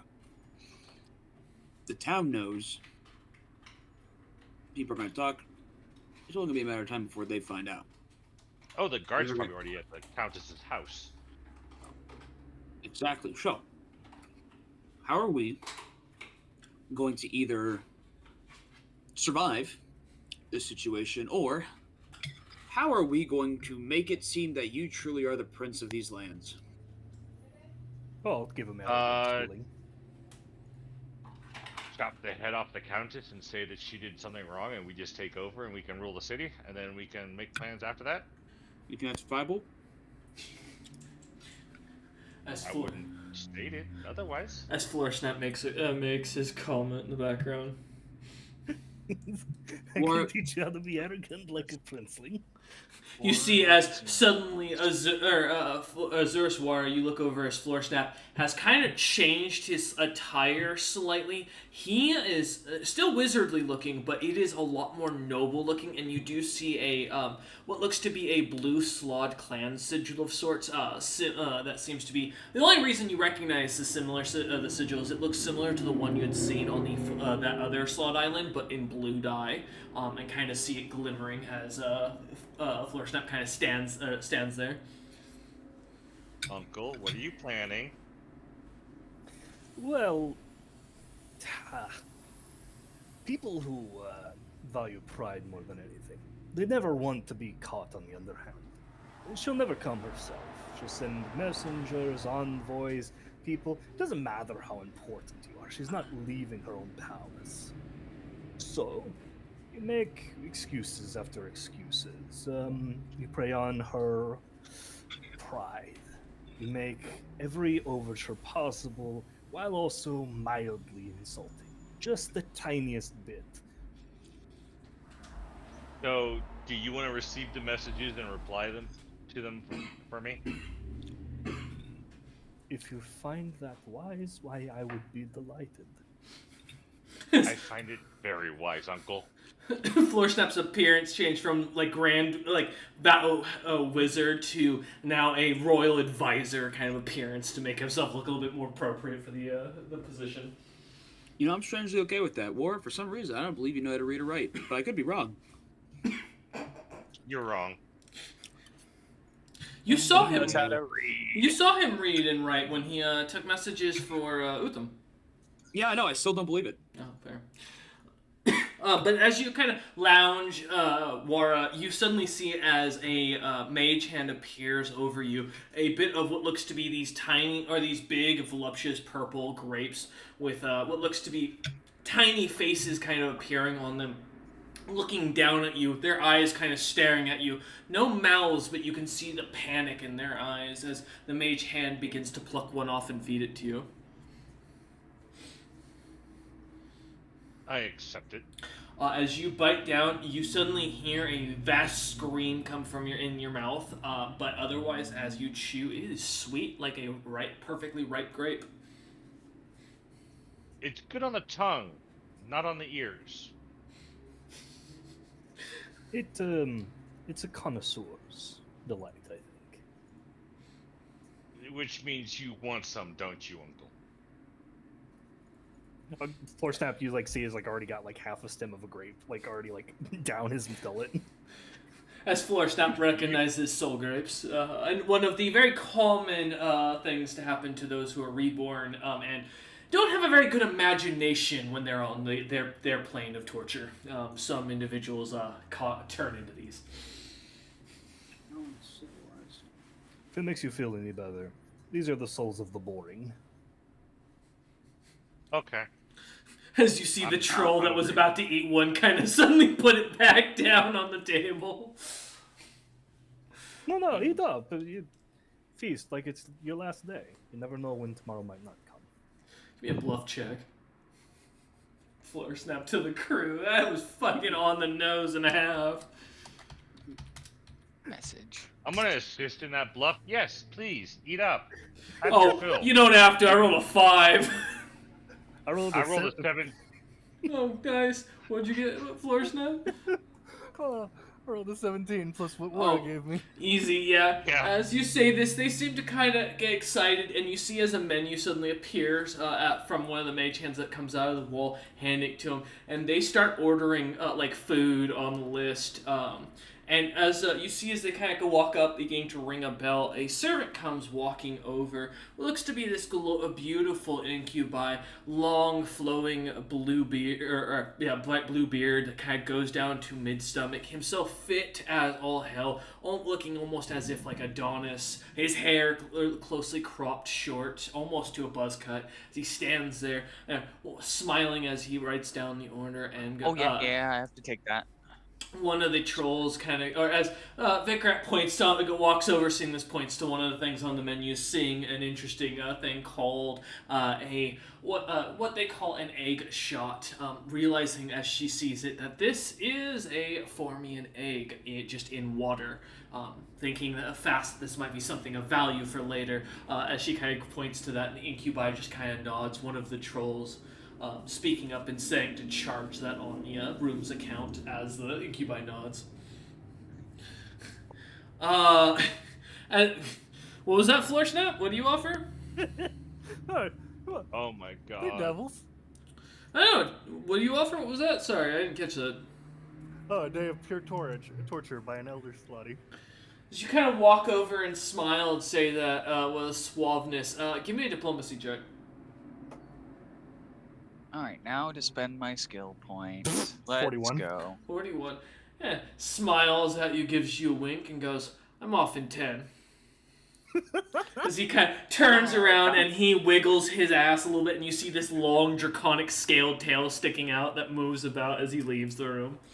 Oh, Lord, he canky. To be clear, it was for the the payment was for succubi for the trolls. Yeah, for no. the last night. I got you. Okay. As the door closes behind, you guys are left once again in somber kind of relaxation and silence. It almost has a calming effect in this room at all times. So, Captain, Man. I was thinking,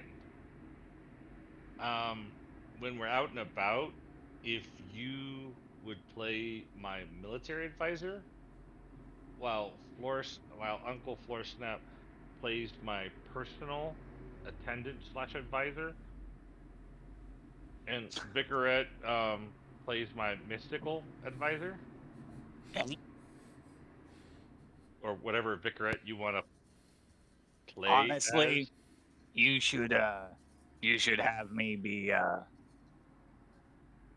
your engineering or planar law advisor, because if you say I'm the mystical advisor, they're gonna look at you and laugh, because I'm a Formian. My people are generally considered unimaginative and dull, which spoilers, rest of them, yeah, totally. Okay. And Laura, please, I wouldn't refer to me as your military advisor. Just call me the captain of your guard. Well, I mean, okay, but you know what I meant, though, right, Captain? Listen, I'm not a smart guy. I can lead men into battle and I can fight. But if they see, I'm gonna make a fool of myself if I pretend I'm an advisor of any sort. Just call me so the captain of my your personal guard. Okay. Yes. The word you're looking for is magi. Nephew. It means teacher of a sort. That's That'd what you probably are. be the most. Yes, it'd probably be the most appropriate for a very old slob around Princely. Okay, so Uncle, you're my magi. Captain, you're my captain. And Vicaret, you're my engineer. Yeah, sounds good to me. Oh, Captain, my captain. I'm in trouble. My brain is hurting. As you see Laura. as you hear the door kind of open up as Wara says that, Azuris. As you look and see Glutoro standing there, food in hand, as he begins to set plates out, and brings in what looks to be this blue liquid on a tray, kind of handing out this large one-handed glass. It seems to almost be the size of a boot. As he hands it to each of you, Glutoro looks over at you all and goes, "To your experience in Moors enjoy your drinks, and never trust a man who says a room is silenced and that he's not listening. As he looks at all of you and holds up a drink.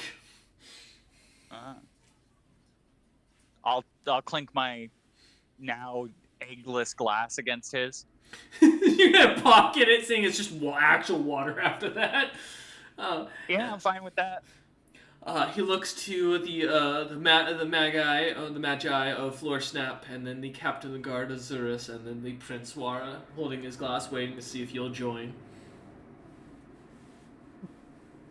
Yeah, like tip the glass. I like maintain eye contact the entire time. Like, Hmm? I don't actually drink though. Alright. I don't trust this fucker after that last sentence. Fair enough. He looks over to Captain Azurus and Wara. Will you take the glass and cheers with him, or will you not? I take the glass. Ah, a man with jesting mood. Okay. Clink his glass. Take a sip. Okay. And Azurus? I have finished Nara. Cool. She's ready. We'll get to numbers. I don't drink while I'm on the job. Kind of looks at you, kind of with a sadness. As Azurus downs it, he downs it with it. The trolls seem to kind of follow short as Vicaret kind of drinks actual water to either the disappointment or happiness, depending on her perspective. And as you kind of taste the flavor, Wara, it is sweet, yet strong, and you feel your memories kind of run through, some pleasant memories of your youth, some enjoyable memories, even amongst your adventuring times. And it's warm, and it feels good as Glutora kind of drinks his down, smiling as he does, and looks over at Captain Azurus and Floor Snap as they don't drink, and kind of looks at him and goes, "You know, I have nothing to benefit from turning you lot in by any means, to make very clear. I am only here to make friends with others who come from the same plane that I did." I must ask then, nothing is done for free. True. What do you want? To not have to deal with housing that little princeling asshole when he appears here, so I can stab him in the ass take his power without anybody questioning it. Honestly, Sure. I need Sure, you to play. yeah, all right. Fuck, man. Say less. Wait, hold on. You know, So it's- you want me to continue to play as the prince so you can stab the real prince and not get caught? Correct. When you go and leave to wherever you're going to, material plane, another land, that prince will vanish. When you leave, they will wonder what happened to him. Okay. But who is going to assume a random bartender in the middle of nowhere did it? Honestly, if you kill him before we leave and we stick around for a while, they won't be able to tell when he died. He nods his head and goes, "That's the point. Just do what you've done, enjoy the amenities, and anything you want to eat is on me for the time being. Please, also, don't sleep with my workers," as he looks over at Floor Snap. I offered service. I didn't say anything about sleeping. Also, these men are tired, and I just kind of gesture to the trolls, and I would just I make sure they're not looking at me, but on the hangman's noose, and a shrug is they're fucked. Most of them, as you look, are already unconscious. It's Also, Yes. If you don't mind me asking, real quick, for a couple of poor souls out here in these wastes trying to find their way back to the material plane, how might one do that? He looks at you and goes, "I scratch your back in this by offering you free lodging, free food, free drink. Information will cost you. If you want something like that, you'll have to earn it. You wish to earn it? I have work for you." okay, in addition to that, say I was someone who has an extensive knowledge of magic, and you wanted a weapon or item that could help you in some sort of goal of unspecified endpoint, we'll say, I just would like you to know that I can do that, and I'm quite frightful when I put my mind to it, as far as making things go. As far Oh, as fighting, though, less so. Vicaret, was it? As he Yes. looks you up and down, goes, I already know enough about you. Your band is quite famous down here, while the guards may not have noticed. I have a few of your members down here already. Cryptic Oh. Kabal, those frost giants who did not make it, unfortunately, during an ousting against a prey and predator-like ship called the King's Mercy and the Wing's Brightness. It Oh, really is an ironic name when you could think about it. I kind of gives a light laugh at that and goes, truly, but those souls made their way down here, and as many souls do, they spoke of you lot before, as they recognized you lot who had died. So, I think that as far as it goes, what you're going to offer me for this information is going to be simple. I have 2 jobs I need done. You can choose one or the other. Both are just as dangerous. Both are less likely to kill you, and no one else is willing to take them. One is to get a flower from the top of the castle, Salvatore's Rock, Gula's personal castle. The second, some would say is easier, some would be wrong, is to find an individual I'm looking for, or find the information on the individual I'm looking for. Now, you might think this will be easier, but like I said, they're both equally difficult. One just causes you to go further abroad. These are the 2 jobs I need done. I wouldn't recommend, though, at your current capability doing them. I'd recommend taking your time with some of the normal jobs around here that the other adventurers do. You're about the same rank as most of our newbies. You should be able to survive. Alright. But, in time, he looks at Captain Azurus again and goes, I'll give you your answer. Alright, well, would you mind pointing us towards this quest board for some of these starter quests? Yeah. I look around to make sure it's not, like, fucking painfully obvious where it is. Well, we're in a if it is- separate room. I mean, I'd hope it's somewhere out there in the open, but unless we get our own little private, like quest board in this place. Hey, you never know. If we did, I guess I would understand why this guy really hates this princeling as much as he did. It's like, this fucker really makes me like go put new quests up in his court. He didn't fucking take them. God damn it. As you go, as he kind of like looks at you and kind of nods and goes, out in the tavern, on the wall you'll see at the back, or at the entrance, there's a bunch of posters. I recommend looking at the beginner sections. Not many around here are up for beginner quests, but there are plenty that can be gathered. Herbs that need picking up, trees need cutting down, stones and rare metals found.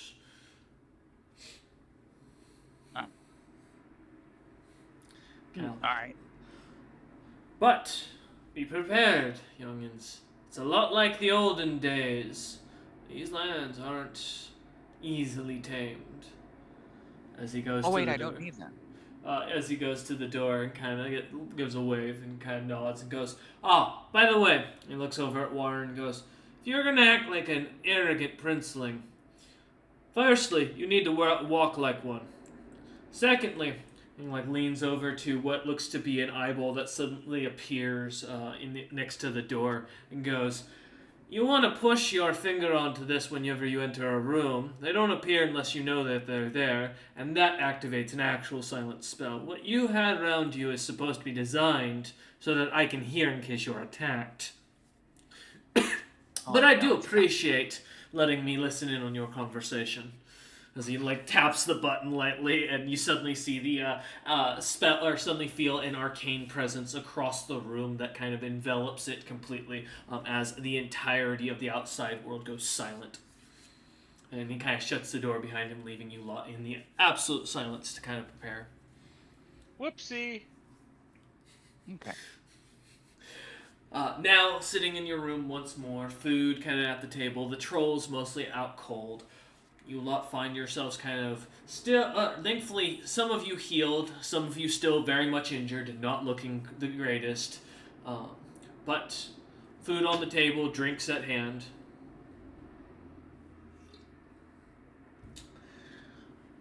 Is there anything you'd like to do before you head out to the tavern? Or anything else you'd like to speak on while you have your moment of actual privacy?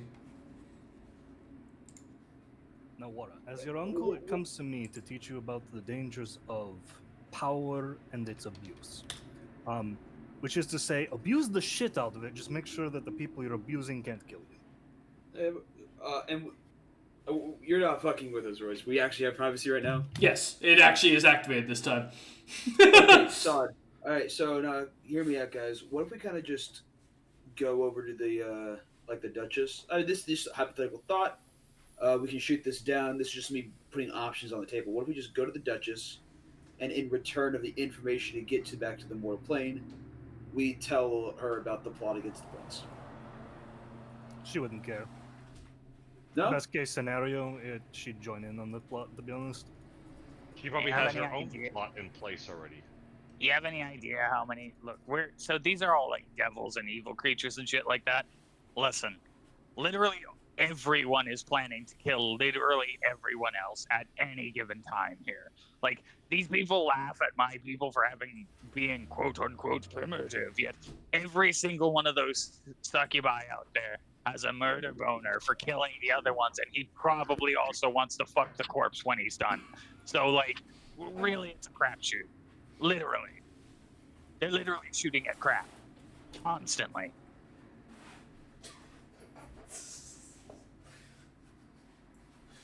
Great. Yeah, you missed adventuring with me. I can feel it. The trolls out cold, fully no understanding. Thankfully. But as you kind of point this out, Azura's kind of, at this point, noticing with some water from one of the side troughs that kind of making it look like the mountainous castle, and you lot kind of going towards it. As you do, kind of as Floorsnap kind of moves his fingers, the water seemingly kind of responding as it changes shape. You see the appearance of a very fat duchess kind of standing over what looks to be a cowering prince. As you kind of watch this, seeing it, and then seeing yourselves then put into bars and blamed for it as Floorsnap kind of finishes messing around with the water similarly. Yeah, so basically, we find people who want this prince dead, and then we say, oh yeah, he's totally gonna die. We make a bunch of deals with them. We set up the guy most likely to kill them to do it, and then, you know, when that guy succeeds in killing him, we reap all the rewards instead of that guy. Fucking easy. Fuck. Right? Wait, you know what? Listen, I might be the leader of this band, but most of my expertise is out at sea or in surrounding the sea. I've got no clue what I'm doing here. I've got no clue about the inner workings of court, and by all means, I've got no idea about this plane. So, yeah, you guys do what you need to do, and I'll do whatever I can to support you all to make sure we get out of here alive.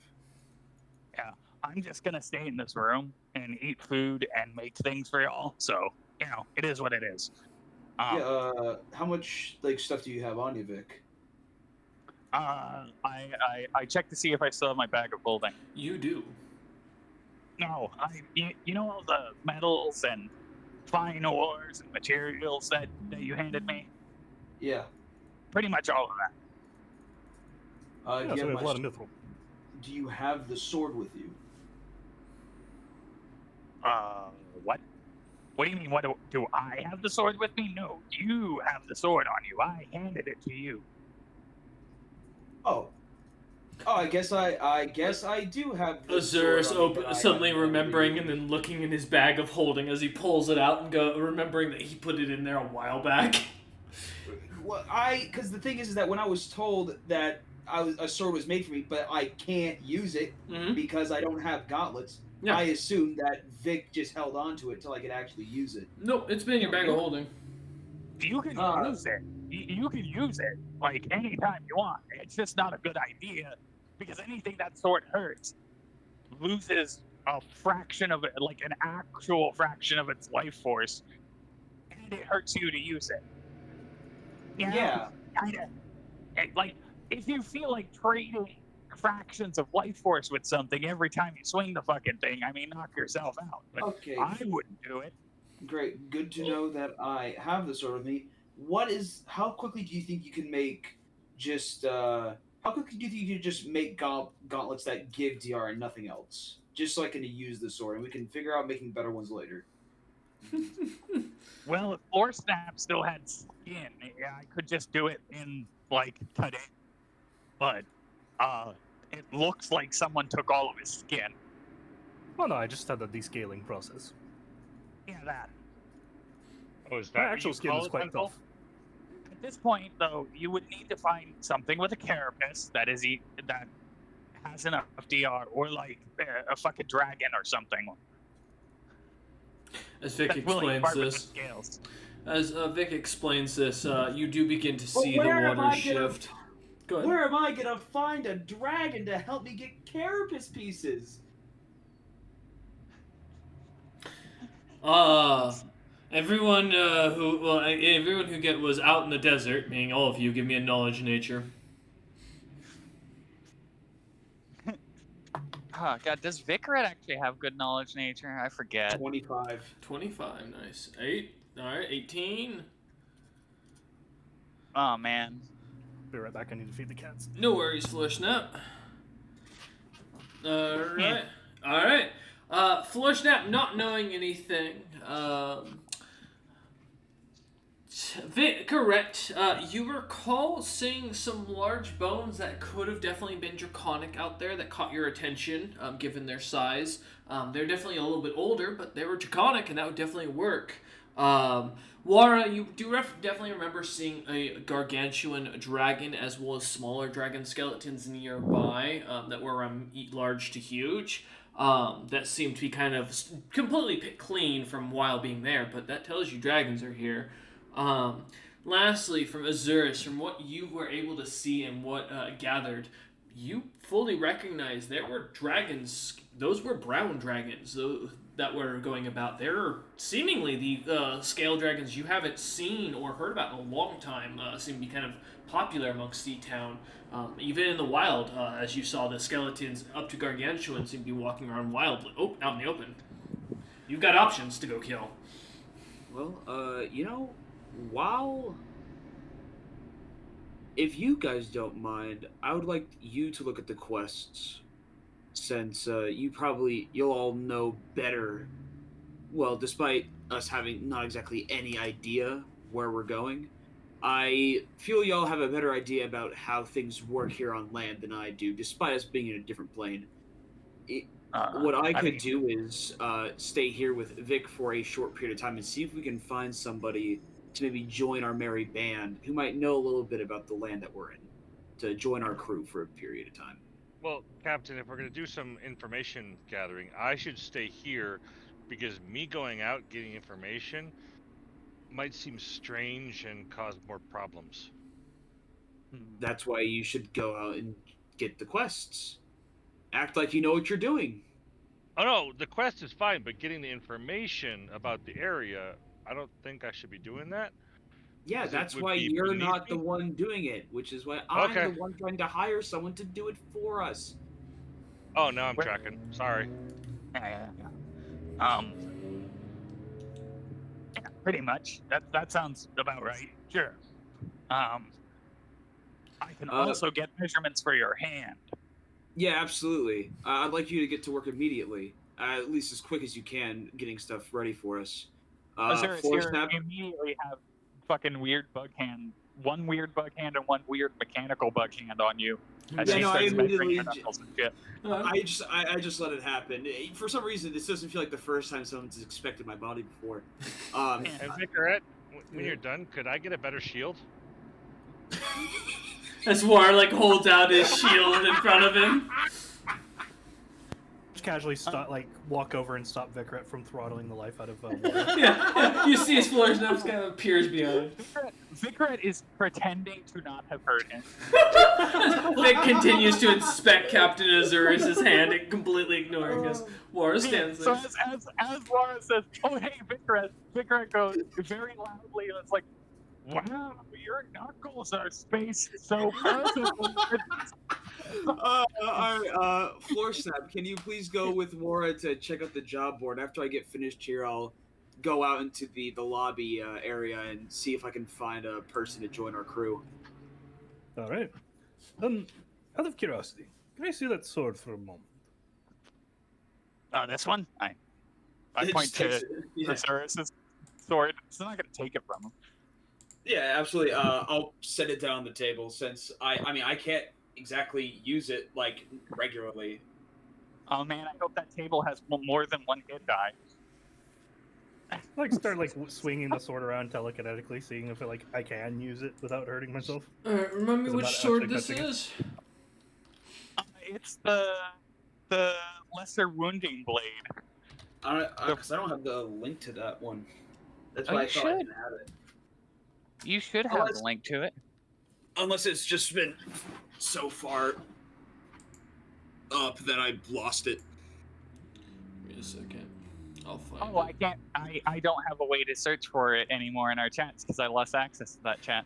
Oh yeah, okay. Yeah. Oh, let me go find your chat real quick. Give me a moment. Okay. Yeah, here it is. Because there's the redeem thing. I found the deleted user. Okay. Alright, let me look it up in here. Lesser.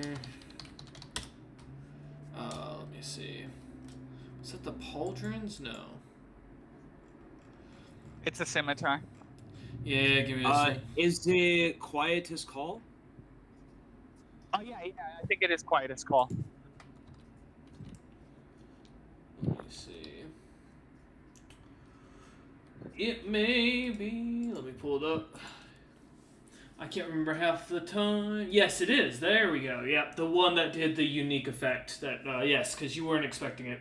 All right. Yes. So Can you give me that link real quick? Yeah. I got you. Thanks. So this is the one with the white colorium and the mayhemium. Yeah. As well as what is basically a Thrycreen arm reinforcement to kind of just really give it a little bonus to make it a little bit sturdier. And the Angular skin. Yep. Oh yes, the Angular. Oh yeah.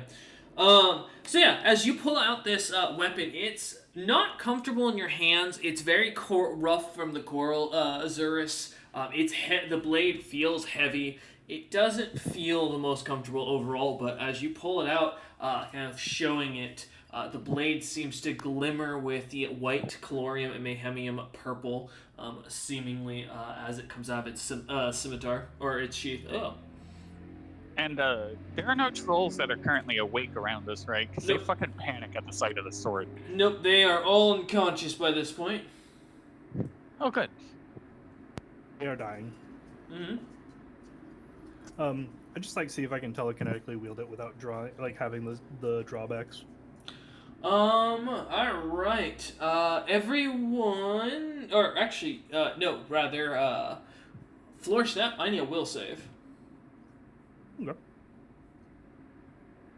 Oh god, I forgot that thing 26. has all other effects on it. Alright, 26. Okay, you do succeed. Give me a second for that. Something wild magic. Yep, that's the next part. I'm going through my list here. Yes. Question, Floor Snap. Are you using any spell or spell-like abilities currently? Nope, because my telekinesis is a supernatural ability. I had a feeling, so that's what I was thinking. And I don't think this has any other effects. Yeah, no. As you pick up the weapon, it seems to glimmer to affect the blade, seemingly glimmering under the light, the white colorium on the sides, giving off a bit of a almost strange worry for you for a moment as you feel coldness go down your spine, but as you shake it just as quickly, the effect seems to dissipate. The blade doesn't seem to bother you as you look at its sickly gold color, yellow coloration. Just kind of like experimentally like slash at the air, away from anybody that might be hit by it, just in case. Kind of like give a experimental like couple swings and go. Huh. Oh, worst case scenario, if we can't find someone, worst push comes to shove, I could probably use it. I like my sword back, please. Yeah, of course. As you kind of resheath it, as it dissipates. As you stop holding it, Floor Snap, suddenly you notice your kill thirst has dissipated a little bit, seemingly almost increasing a little bit more when you were holding the blade. Ah, this is a very minor curse. I like just kind of like smack my lips. A touch of bloodlust. Very seasonal. Very seasonal. What a line. All right, well, we got work to do, don't we? Yeah.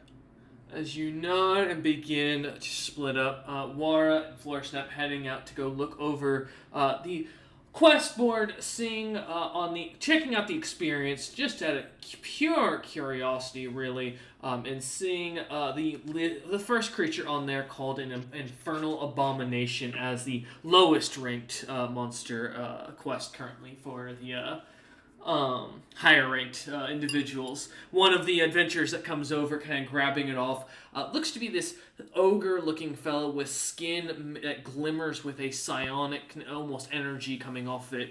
His staff you recognize as almost immediately for its caster level 15 magic coming off of it immensely. 2 rings that seem to glimmer with spell storing that have 9th level spells within them, and his shoes that seem to just let him walk about without any concern whatsoever, as he takes the infernal abomination quest kind of off and walks off with it to his crew of other ogres that seem to be similarly dressed, though one of them looking to be a bit larger than the rest and built like a tank of sorts. As you look over the list, though, and begin kind of reading over some of the lesser creatures, some of the other options, and what the board kind of gives, Captain Azurus and Vicaret beginning to contemplate and work up plans for not only items and materials that they could gather while here, but also a plan on what to do to get out of here, written out, figured out, and watch over the trolls as they begin to sweat and make strange noises. Yes, Vicaret? I think I was just taking measurements, and then Azurus was going to try and find an additional co-worker. Yeah. Yeah. I'm getting there. Don't worry. Okay. Yeah. As the two of you begin to kind of put things together, figuring out what your ideal teammate is, and Wara and Floorsnap kind of looking over the board, we're going to end session here for today. As we begin our next arc in Moors. We thank you all for watching. We hope you've enjoyed, and we will see you on the next time as the party begins their first step into Hell proper.